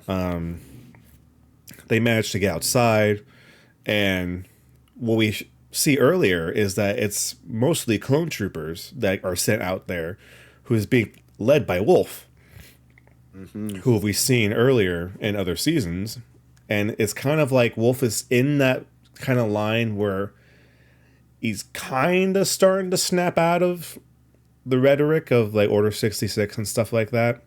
Good soldier follows orders, all that. Yeah. And it gets to a point where they have a standoff where the Bad Batch and like Rex and them are on a cliff. And then I believe it was Rex that was the one that was like, hey, you know, let us go. And then that's when Wolf was kind of like, it's like, well, they haven't killed any of us technically, so it's like, all right. And then of course everybody else in the platoon's like, all right, you know, we're all clones, you know, we're gonna give him that. Yeah. So it's kind of like you're seeing, like we've been seeing it throughout the whole series, but like you're seeing more prominent like clone characters be like, oh fuck, you know, maybe this isn't great. Mm-hmm. And then we talked about them seeing Fennec, trying to get information about what the M count is and why the Empire is like so after Omega. And then it leads to the most recent episode that happened last week. Fucking good episode. Holy shit. A real good episode. We see the return of Ventress, which is really interesting. Because up until this point, at least based off of the Dark Disciple book, she was considered to be dead, but now she's not. So, you know, take that as you will. It's still really cool that we get to see like post Clone Wars Ventress. Yeah, just being a bounty hunter in the flesh. Because in the recent episode, because of what they did for Fennec, the deal was that she would get into contact with somebody who would know what M counts were. So, of course, Ventress would know a lot about that. Yeah. So they're hanging out on their like island planet where all the refugees are. And then all of a sudden, you know, Batcher's like, wait a minute, what's going, like, senses something's amiss in like the kind of like coastal side. And it finds out that Ventress has been hiding out in a cave for like who knows how long. Undetected, unnoticed. I don't know how you miss a ship like hers, like fly in. Regardless, you know, they meet Ventress. She says, "Hey, I want to test you, Omega. I want to see what you can do." And then it kind of Ventress is kind of playing coy a little bit, like not really fully saying what she's kind of doing. And so of course the Bad Batch is like, oh, you seem kind of fishy. And then they kind of put two and two together. It's like, oh wait, she's a fucking separatist like assassin. You know, and it's great because she's super, like, Ventress is smart and calculated. She's like, hey, Omega, go get this flower. And she sends him away. She sends her away because they're like, we know who you are. She's like, I know. It's not who I used to be. And they won't let it go. And of course, she's a fucking disciple of Dooku and Quinlan Voss. And, you know, they're trying to dance with her. And she's like doing martial arts moves, slapping them around a little. It's a good... it's a lot of good tension and conflict right there for what it leads to next. And of course, we finally get to see the lightsaber that she does have, and it's a yellow lightsaber. Yes, because if people remember in the Clone Wars, her lightsabers get stolen near the end of the Clone Wars, and so at least in the Dark Disciple book, you find out that she gets a new lightsaber, and it happened to be a yellow crystal, which is kind of interesting. I really like this episode, mostly because it shows kind of where Ventress is at, because of course Ventress went so much, like you said, like she was an apprentice to Dooku, and of course getting betrayed by Dooku, becoming a bounty hunter, and then I don't know how much of the Dark Disciples they're keeping with this new timeline, so I don't know if she has, you know, been with Quinlan Voss at all. I'm assuming maybe they are going to still recognize the books, but they will reveal in future content how she's back. That's all they've said. Interesting. Very Okay. clear and vague. So I Is think it when like a Bad Batch is done, we're gonna get a Jedi adventure or Tales of the Jedi connection. I so hope. is it like Really hope. a Fennec thing? You know, gonna reveal that she just has like a robot stomach or something like that. Maybe. But still, I found it very interesting how she had a very good understanding of like like she was a forced user. She did not seem like a dark side user. She wasn't a No. light side user. Like she was just a force user, and she wasn't Yeah. necessarily, you know, having an evil scheme. She was legit be like, okay, I want to see what Omega can do. Yeah. I want to see what her potential is. And then of course, you know, by that point she tells them what like an M count is and like what, Yeah. you know, she was testing Omega for. But of course she's kind of still leaving out a little bit of truth. Just like about why she thinks the Empire's attacking, like going after Omega. Hmm. But, you know, you're not sensing like maliciousness from Ventress because we're Nope. at a point with her character where she's like, I just want to be a bounty hunter. I don't like, I went through the ringer both ways. I don't Yeah. need, I don't need this shit. It's Mm-mm. like, let me just be a Night Sister fucking bounty hunter. Let me do Hmm. my magic, which I thought was really cool. They had a little bit, it was kind of referential with like, we're at the scene where her and Omega are like in the ocean trying to learn Yeah. how to just like see if Omega can tap into the force or not. Yeah. And then she calls in like these fish that Oh yeah. Yeah. have like a bioluminescent, like greenish glow to them, Yeah. which is very reminiscent of the Night Sisters on Dathomir fucking Yeah. using magic. It's Green like all magic. like the Yeah. green magic. I thought that was a really good touch. Yeah. Got a little Night Sister magic in there. Little Night Sister.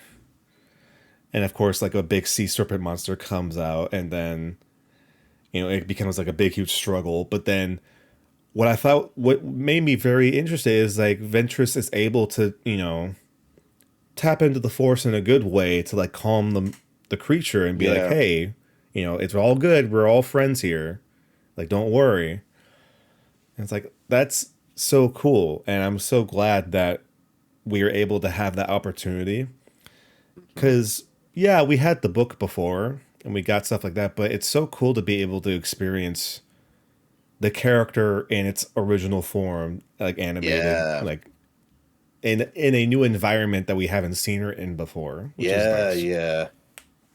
It's just funny. We get to see like with Order 66 when the Revenge of the Sith came out, like, oh man, all Jedi are gone. And slowly over the past 20 or 10, 20 years, it's like, oh, JK, there's like 100 Jedi still alive. Whoops.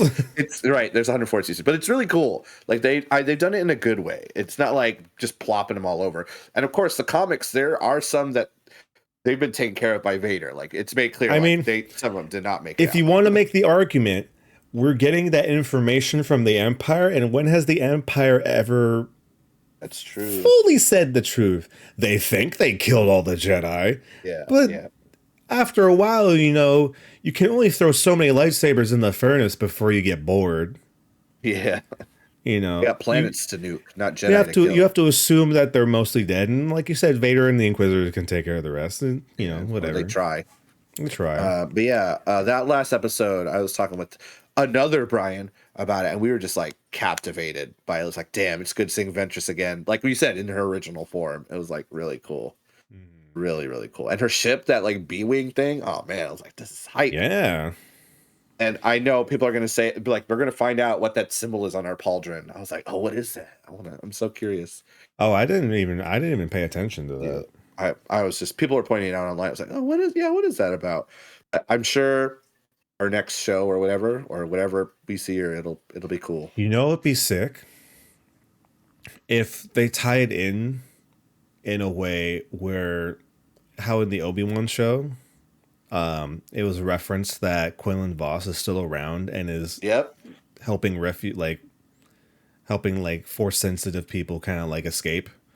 Mhm. It would be really cool if Ventress was also technically a part of it. Like she's still doing her bounty hunter shit, but like Yeah.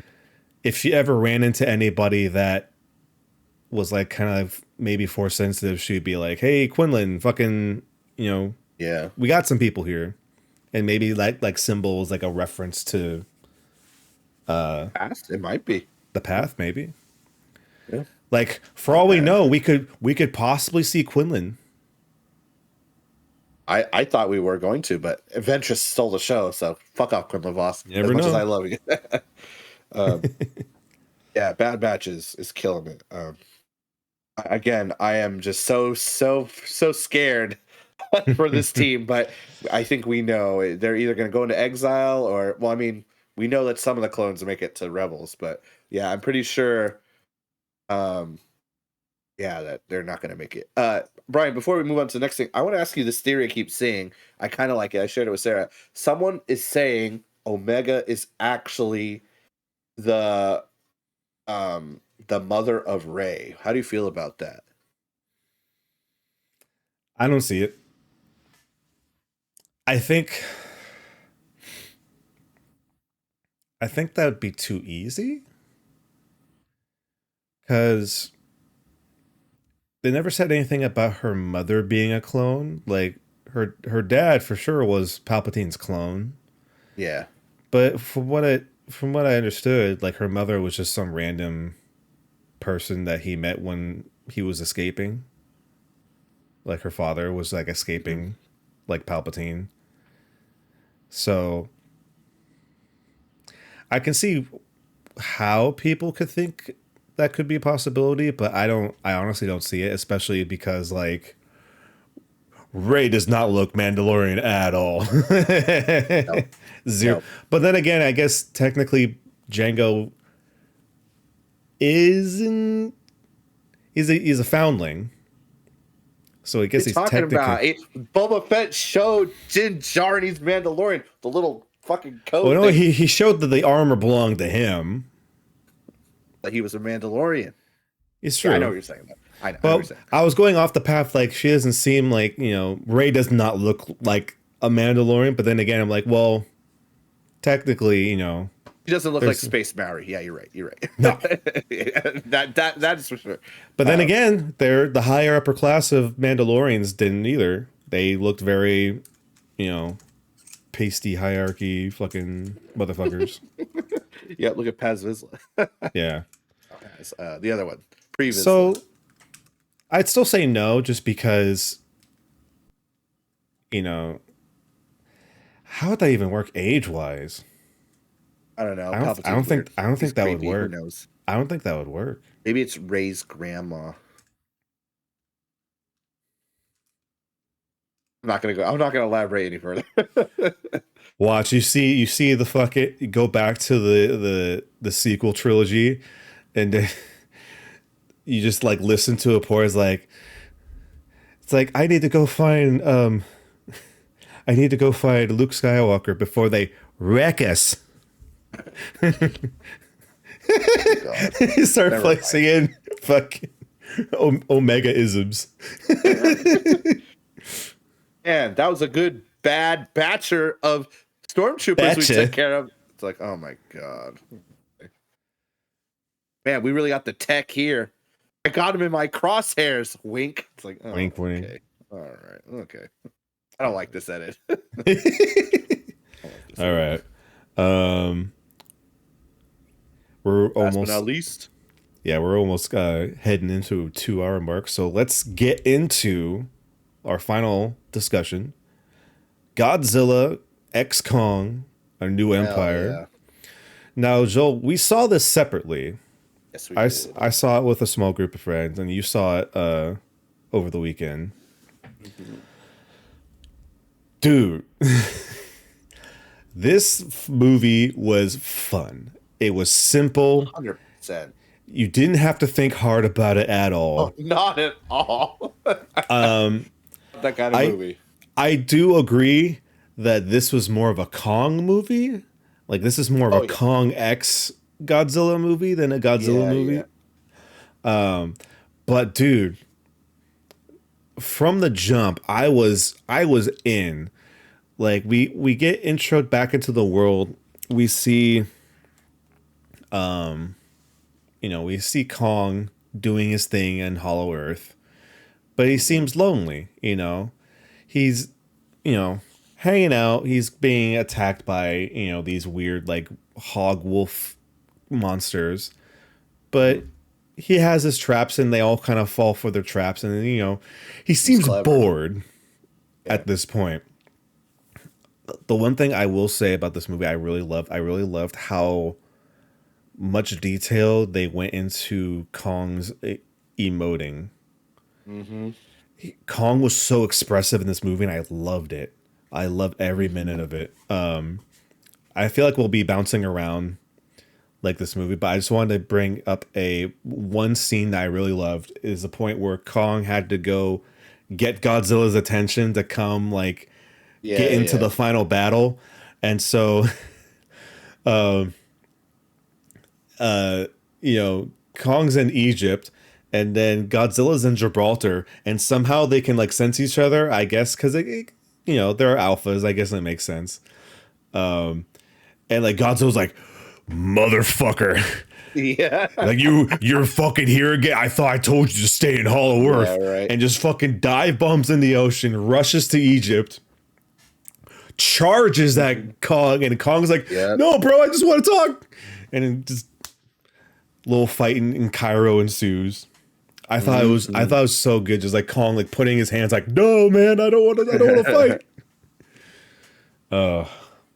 There's so much to this movie I want to like share, but I want to throw it to you. What are your initial just like feelings throughout this whole movie? Oh, it was good. It's a lot of fun. Don't have to think hard. I'm surprised they didn't bring back some of the cast from last GK, but that's okay. It worked fine with what they had. I felt like the human interaction was better. They knew what to do with them. As and Skarsgård was great in the last movie, but they didn't know what to do with him. He was kind of paper. He's Yeah, paper, honestly. This and guy, Trapper, was that oh his my name? god, yes, He was hamming it up, but he was he at was least fun to great. watch. I loved Skarsgård, he was him. like he's there. He was fun. He's hamming it up. He had great chemistry with Fucking Brian monster Tyree dentist. Henry. Yeah, he's a monster. Brian Tyree Henry was in Eternals. He had, I think, a fun character in GVK as well. So it's cool. He's still like the podcast, crazy, conspiracist. So he did that role well, and just their chemistry. I think that all the humans had. I don't know what I'm saying. Like that. All the regular people had the humans. Was fun and believable, and you have to kind of And do this adventure, but they did it right. It was a plot device that made sense, not like a plot device like here's this guy who's going to resuscitate Kong. There you and go. you know what It helps? it worked. And you know what helps? Having only really the main human At characters. two, we had like No bloat. 6 or 7 or 8 the last one. Like you see some of the monarch Um, people in the beginning of the movie, but then once they get to Hollow Earth, it's just like gone. They're yeah, not needed anymore. And so you just have yeah, the main. Well, first it's five, and then the one soldier dude gets eaten by a tree, yeah. That and was great. then it becomes the main four. Yeah, yeah. But yeah, I really think before we talk about some great moments, I think they're afraid of losing money by only putting Kong. But I think Skull Island and the other two movies it's shown, like he's fun to watch. They make him, like I said, he's clever with what they're doing. He's strong. He has new friends now. Like Oh I yeah, think dude. Warner Brothers and Legendary, you guys got to not be afraid of doing another Kong solo movie. I don't know why people don't like Skull Island, but it's fucking great. Like I rewatched it again. It's so weird. I It's a don't really know good what it movie. is, but people don't like. I get they need the money. They threw in Godzilla. It wasn't a Godzilla movie. If I'm being It's 100% not. honest, he's. It's still great. He's there. He This had great moments, so um, fun moments too. But it's like this is a Kong movie. Godzilla's there. so This is what this is. my partner put it very perfectly. This movie, like I know there's some like weird legal stuff that they can't call him King Kong, Yeah, but this movie is what makes like Kong become King Kong. yeah, Like the other yeah, movies, he's just Kong. This is like him taking on the role of King Kong yeah. in this universe. But no, yeah, Yeah, like you said, yeah. Go ahead, Brian. Sorry. well, I was gonna say there was so many like interesting like monster characters Yeah, in this, new good ones too. and I can understand that these kind of movies might not be everybody's cup of tea. So it seems Hmm. like a lot of this is just a lot of bloat for a Yeah. movie.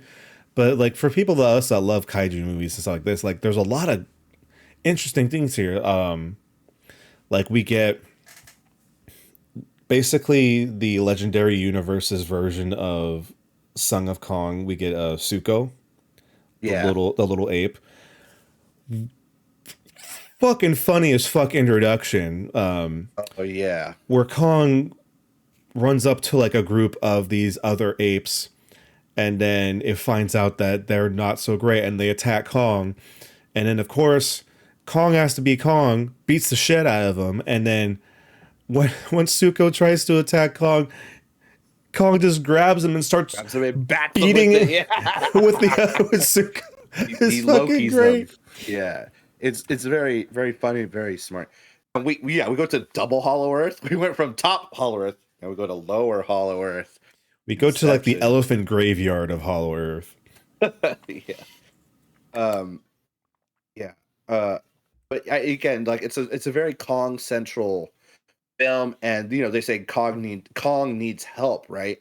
But with the intro of one of the two new kaiju, um, with Scar King, I think they did. I was like, how do we make him interesting, right? Bro. Like, what makes him a threat to Godzilla and Kong? And I was like, he's cool. He has his like rope dart, right? Like that's dope. But other than him being smart, what is it? Because like Kong almost 1v1 him, right? He almost takes him out. Like it's like, oh, he has another kaiju at his whim to help him do what he wants, which I thought was a great intro. Kong is like taking down Scar King, but he's starting to lose, but he could come back. But it's like, no, Scar King's not gonna fucking he's not gonna waste his chance. He uses like a piece of, was it Shimo, the new ice kaiju? The ice dragon, yeah. Yeah, the ice dragon. So like there's like a lava fucking gate blocking him. They seal it. He comes out, ice blast Kong, giving him frostbite, and he has to run away. That was, I think, a really cool combination of intros for like the two new ones we haven't seen before, at least for So me. so I couldn't get over the fact of how much they made Scar King look like a fucking anime villain. Like he was doing like all of the fucking JoJo villain poses. Like he gets up off his throne when Kong shows up, and he has this fucking ice dagger with like that's connected to his bone whip, that's Yeah. like wrapped around him like a fucking like Chewbacca bandolier, and he like fucking stands there with like a tilted head, all a fucking jury. And he's like looking and was like, "What's this motherfucker?" And you could just see the menacing fucking kanji Yeah. around him. It was so good, and yeah, him controlling Shimo with like the ice dagger was an interesting touch. Like having that extra weapon on him was And Shimo is interesting. big. Like Kong and Godzilla are already big. They made Shimo the ice dragon even bigger. Like they could, like Scar King could ride him no problem. I was like, damn, this motherfucker's Yeah, huge. like having him mount Shimo riding him into battle as well. And then the scene where like they do the head to head, and then fucking Kong is like riding like Godzilla into battle, like, or at Yeah, least like hanging off the side of Godzilla into yeah. battle, was sick. I wanted to give a shout out to the other little kaiju's we see, Oh because yeah. I was gonna throughout talk the about movie, Tiamat. Yeah, yeah, because like throughout the movie, while Kong's doing all the stuff in Hollow Earth, Monarch is tracking like Godzilla, and Godzilla is going and like taking out other, well, they call them titans, but other like kaiju hmm. on Earth. But the only catch is that he's going after kaiju that have a high level of radiation. And so like I couldn't find the name of the first one, but there's like this weird crab squid. Like the It's like kind of like a spider spider. crab thing. Yeah, yeah. Yeah, fights that one in France, I I think it's believe. No, Rome. or Rome. fights that one in Rome. It's a very short fight, but it's like a very legendary Godzilla thing where like takes down the crab thing.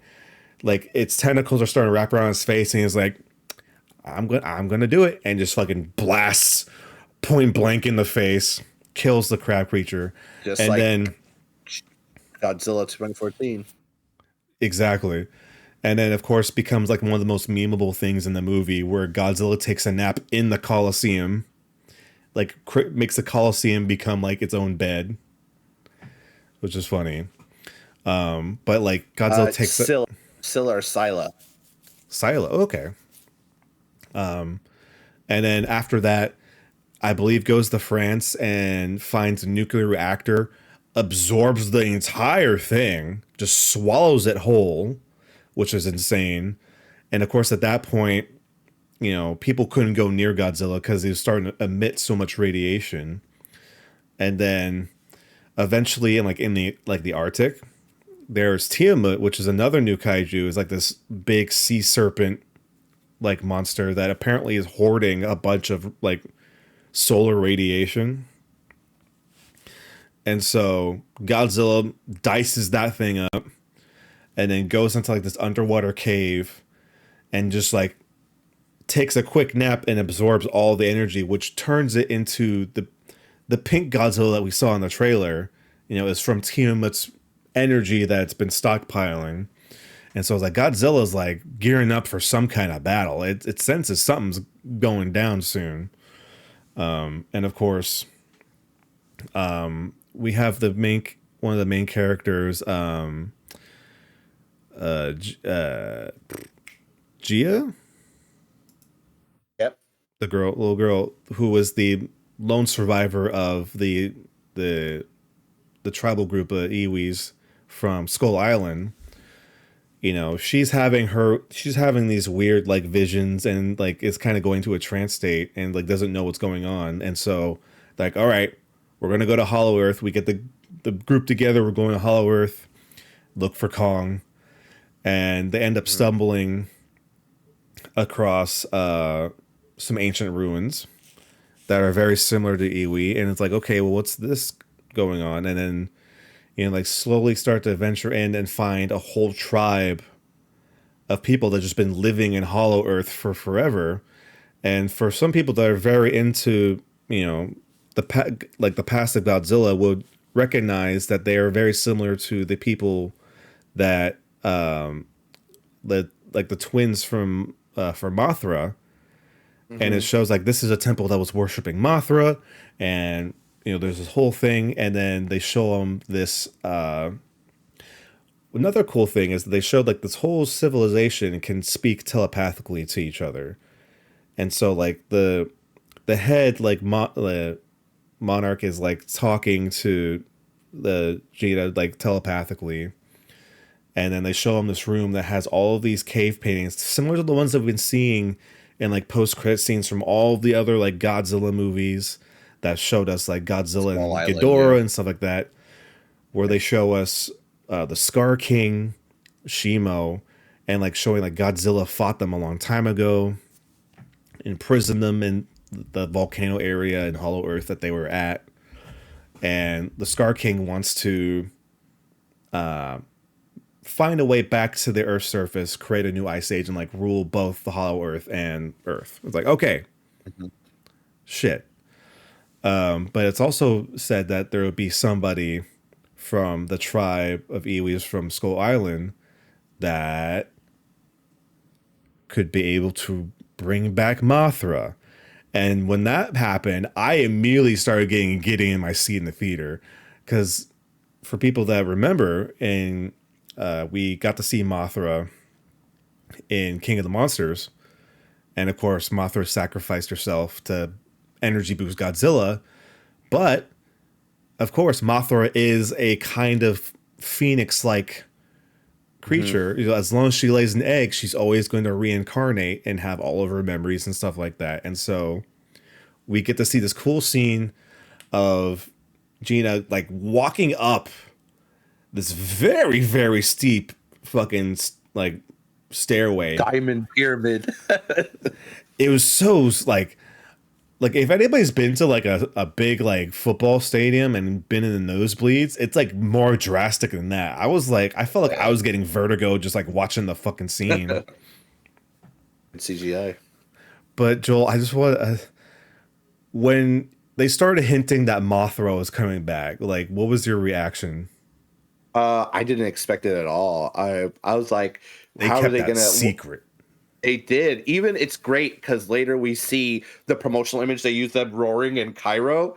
Mothra's in it, and they cut it out hella good. I think everyone's just so focused. Oh, this is a sick image. No one did like the check they did like Civil War. Like, hey, Spider Man's there. I think no one gave a fuck. So that was great. It's like, oh shit, Mothra's here. So that was really cool. And it's like, oh, who else to get? How else do we get Godzilla right to work with Kong? Is his lover Mothra. So that was really cool. Yeah, I didn't expect it. I was like, oh shit, we get Mothra again. Apparently there was a rumor that they almost didn't get Mothra. I saw, but Mothra was always the Yeah, plan. They I had like heard a that. backup called Phosphora, but it's like just in case. But Mothra was always like what they wanted to do. So that's I'm glad to hear that. I want to So see good. more famous kaiju in the mix. But yeah, we got Kong again. He fought Mechagodzilla, and now working with Mothra, like it is really cool. But like they're also kind of shafting It, Godzilla, so it's like I really cool to mean, see. But Godzilla also gets like, his cool moments, but it's like he could take a backseat a little bit. Like yeah, he's yeah, had a yeah. lot. He's had a good year. Oh yeah, Or minus one fucking Oscar. I don't think he's an this movie's gonna get an he's an Oscar. Oscar winning kaiju now. He can, Yeah, they couldn't but yeah, afford him to be in more uh, scenes this time it was around. It's really all cool right. because we get a little taste of GVK again. They're fighting in Cairo. They're Kong got his like mecha arm from the dentist, which was really cool. I was like, yeah, Oh, Pacific Rim was we shit. didn't mention that. His Yeah, first encounter with Scar King, his hand gets damaged by yeah, frostbite. frostbitten. Yeah, And so, yeah, now he gets this cool fucking mecha arm, which apparently was a program that Monarch was trying to do after Mecha Godzilla that got canceled. So we don't Mecha know if there's Kong, any. Mecha Kong, let's go. I mean, this is just me theorizing that there's probably some other mecha stuff that was there. Oh And if you yeah, remember, there was a little teaser from Godzilla King v of the Kong. Monsters. Yeah. Joel, do you think that it's possible that we could get Mecha Ghidorah? I hope so. I was actually expecting it. There was no post credits. I was expecting No. Charles Dance to be like, "Oh, we're gonna marry the Night's King, JK. We got a mecha ready." Like I was honestly, it was so goofy and fun. I was expecting like that shit, like, "Oh, we have something to control the Earth," and it was gonna be fucking Mecha Ghidorah, but we didn't. But yeah, that little hint of like we were working on a suit, I was like, "Oh shit, we're going there." This also makes me believe we could go the Pacific Rim route. They can go back in the past and fucking send the fucking uh what's it called? What are they called in fucking Pacific Rim? I forgot already. Oh my god. Jaegers? Jaeger. They could send a Jaeger to fucking fight with Kong and Godzilla. Come on, let's go now. But yeah, that was really cool, and we see that it actually really helps him because later Shimo will like blast Kong, and it doesn't affect him, which I thought Oh was a yeah, it's just nice like touch. He's like, "Yeah, I got the all. shield." Ugh. Yeah, but yeah, the team up of Mothra, Godzilla, and Kong was pretty cool. A trifecta. That was dope. And I gotta say, you talked about earlier when they do like the full on charge with each other, they like jump at each other very Avengers style. They were very creative, I gotta say, using anti-gravity in the fight and in a Yeah, cool way. We've seen it in Space Godzilla, like Mogera, is flying through space against Space Godzilla, but we get to see it in CGI, like them jumping and shit and fighting each other, Mothra flying around and webbing it's so people up. That cool. was dope. That was really Yeah, cool. so like we were talking about like the crystal pyramids. Apparently, when they collide together, it creates like a zero gravity for like a few minutes, and like just seeing all these fucking like apes just like flail around and then getting like Yeah, getting hit by other creatures is yeah. great. I think Little Kong throw rocks at him too. Of course, they're like, no, we can't let him go to the surface. And what happens? All fucking five kaiju go to the fucking They surface, literally fall and after the gravity like turns back on. They fall into the hole. and they go to fucking Rio and fuck that Dude, shit rip up. Rio. Yeah, yeah. It was yeah, they fucked that town up. But it was some big kaiju action. Scar King grabbing buildings and throwing them, Shimo blasting shit. I thought it was really cool though. At the climax, right? Uh, Shimo is no longer under the control, right? Because thanks to Little Kong, he destroys the crystal, and Godzilla's fighting too. But then you have fucking Shimo blast Scar King, and then fucking Kong holding him up. I'm like, oh shit. I thought Godzilla was gonna blast him. I'm like, yeah, Godzilla fucking kill him. But no, they gave it to Kong. He just Kong just fucking like looks pummels into him. his eyes and like you can see Yeah, like see Scar the King's eye eyes rolling. like darting. It's like Ooh, just fucking mashed them. I was hoping I for like the goofy throw in the air blast, but we didn't get it. I love the image of like once Shima was like freed from Scar King's Yeah. control. Like there's that split second where Shima's looking back and forth. It's like, oh, do I help Scar King? And then like Shima looks at Godzilla, and Godzilla's just like, fucking do it. And he's like, yes, my alpha, and just like shoots Yeah. fucking Scar King. Yeah. Like it's like when Godzilla's there, you know what the fuck to do. Yeah. Um, Super fun. Super fun. Good time. and it's super fun. I love also you're mentioning how Suko came in to destroy the crystal because when they went through the portal, Kong's axe got stuck Mm-hmm. like right at the edge of the portal, and so Suko sees this, and it's assumed that Suko takes the axe and brings it to Earth into Rio. Yeah. I thought it was really funny because the way that scene was shot, it made Suko look like an assist in like a fighting game. Yeah. Cause like Kong is being like strangled by like Scar King, but then you see Suko just run in with the dragging the axe and it like just jumps. It's like wah! Yeah. And there's like an The nice little explosion. flip. Yeah. It was Yeah. fucking great. It was What a silly. fucking fun, goofy movie. Yeah, if you thought, Godzilla running in the fucking trailer is goofy, wait till you see this fucking movie, dude. It's great though. It's a good time. Turn your brain off. It's just crazy. We get the duality of like a serious, fucking thoughtful, insightful Godzilla, and then we have GK with Mothra. It's Yeah. Shimo and Scar. The guy's fucking name is Scar King. I mean, come on, you got to know what you're getting into buying that Yeah. movie ticket. Just a little. I made a post on Twitter saying that like this movie made me like reminisce on like the Heisei movies that I saw when I was a kid. Mm-hmm. And then I had to correct myself. I was like, wait, no, this is so silly and goofy. Like this is total like the OG like Showa era, like Godzilla, where there's one movie where Godzilla is like a raging fucking death monster, and then the next one Godzilla's doing the fucking like jumping dance and doing the drop kicks and defying Working with laws the of Ultraman gravity. robot. Yeah. It's just a silly fun time, and Mm-hmm. it's not like the super in-depth like storytelling that like minus one is, and it doesn't have to be. Nope. It's just a fun like I've heard so many people like reference like compare it to this. It's literally just like you're taking your action figure and you're smashing them together, and that's what it literally is. it. That's literally it. So, and like to wrap up the movie, Kong goes back to Hollow Earth, and now Shimo is like just like his best dog They're friend. buds. Yeah. They're just Buds. chilling, and sets free all of the other apes, all the other Kongs, and kind of basically becomes King Kong. And then to kind of cap off like the funny little joke, Godzilla goes back to Rome and sleeps in the Colosseum because Like it a is cat. Yeah. like a cat, and it's fucking great. But yeah, I love it. I can't wait for it to come out on Blu-ray so I can buy it and own it and put it Oh, with yeah. my other Godzillas. Hmm. Love it. Love it. All right. Spoiler zone Spoiler is not zone. protected.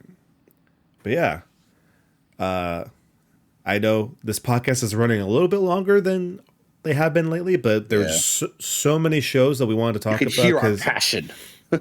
Exactly. I mean, because like you said, like we haven't had a lot of shows that we really wanted to talk about, Yeah, and like now we're getting into like the stuff we've been waiting for. yeah. So we wanted to get into that. So I guess for X-Men and Bad Batch, I know there's more episodes of Bad. I think there's like 6 more Yeah, of Bad Batch, and think we're about to get halfway into X-Men 97. I think almost halfway. Yeah, I think there's almost 10 halfway. episodes. Yeah. So once there's like a good chunk of both of those series, we'll come back and we'll talk about the newer stuff. So I think that's just how we have to do it, because doing it episode by episode is just going to be kind of tedious. It's I good when think we it'd be did it, good. but I think we are past that now. I think we could move on. Yeah. Yeah. But yeah, that's our thoughts Yep. on the current like springtime affair that You we've had heard the so far. champ. You heard him. That's right. I guess before we go, if you haven't seen it, I already made my challenge for Joel's title. I'm going to get it Decline. back. Fine. Holding on to it. April 27th. We will be going 1-on-1 in Pokemon Snap, which will be very interesting. Figuring out how that's going to work, because I am trying to get the original version to work. So I have my N64 here with me right now. It's here, live and in person, still here. The only issue I'm running that I didn't foresee is that I have an old converter that I used to use and it's not working. So Won't. I found a converter online that just sends it straight into HDMI. Nice. I'm going to test that out, and hopefully that will work. And if not, there is the Switch N64 Switch Online version of Pokemon Snap, so we have a backup just in case. But Nice. if I can get the original to work, it'll be great, because I didn't realize, Joel, you haven't played Pokemon Snap ever before. Never. Which is weird, because I thought you did. Yeah, I wanted to. So I think it would only be fair if you get to experience it in its original form, which I'm hoping I'm ready. I've been waiting 20 plus years for this. It's going to be fun. So if you want to come here on twitch.tv/United We Nerd, come hang out with us April 27th. That's a Saturday, 1 p.m. Pacific time. And a new announcement that I didn't make before. Our good friend, Lisa, also known as Lisa is Sad, is going to be hanging out with us on the stream. She's going to be our Pokemon professor. Gonna keep the competition on the straight and narrow. No funny business. I'm gonna turn it off right there. Boom. Hit the switch. Still winning. But yeah, it's going to be a fun time. So come hang out with us at the end of the month. It'll be really fun. And of course, it's always cool to see who's going to win the title. You know, I was going to challenge you to Crucible, but if that adapter works, I think maybe we should pick up a copy of Federation versus Xeon and settle it that way. I think that'd be a good way to do it. Maybe.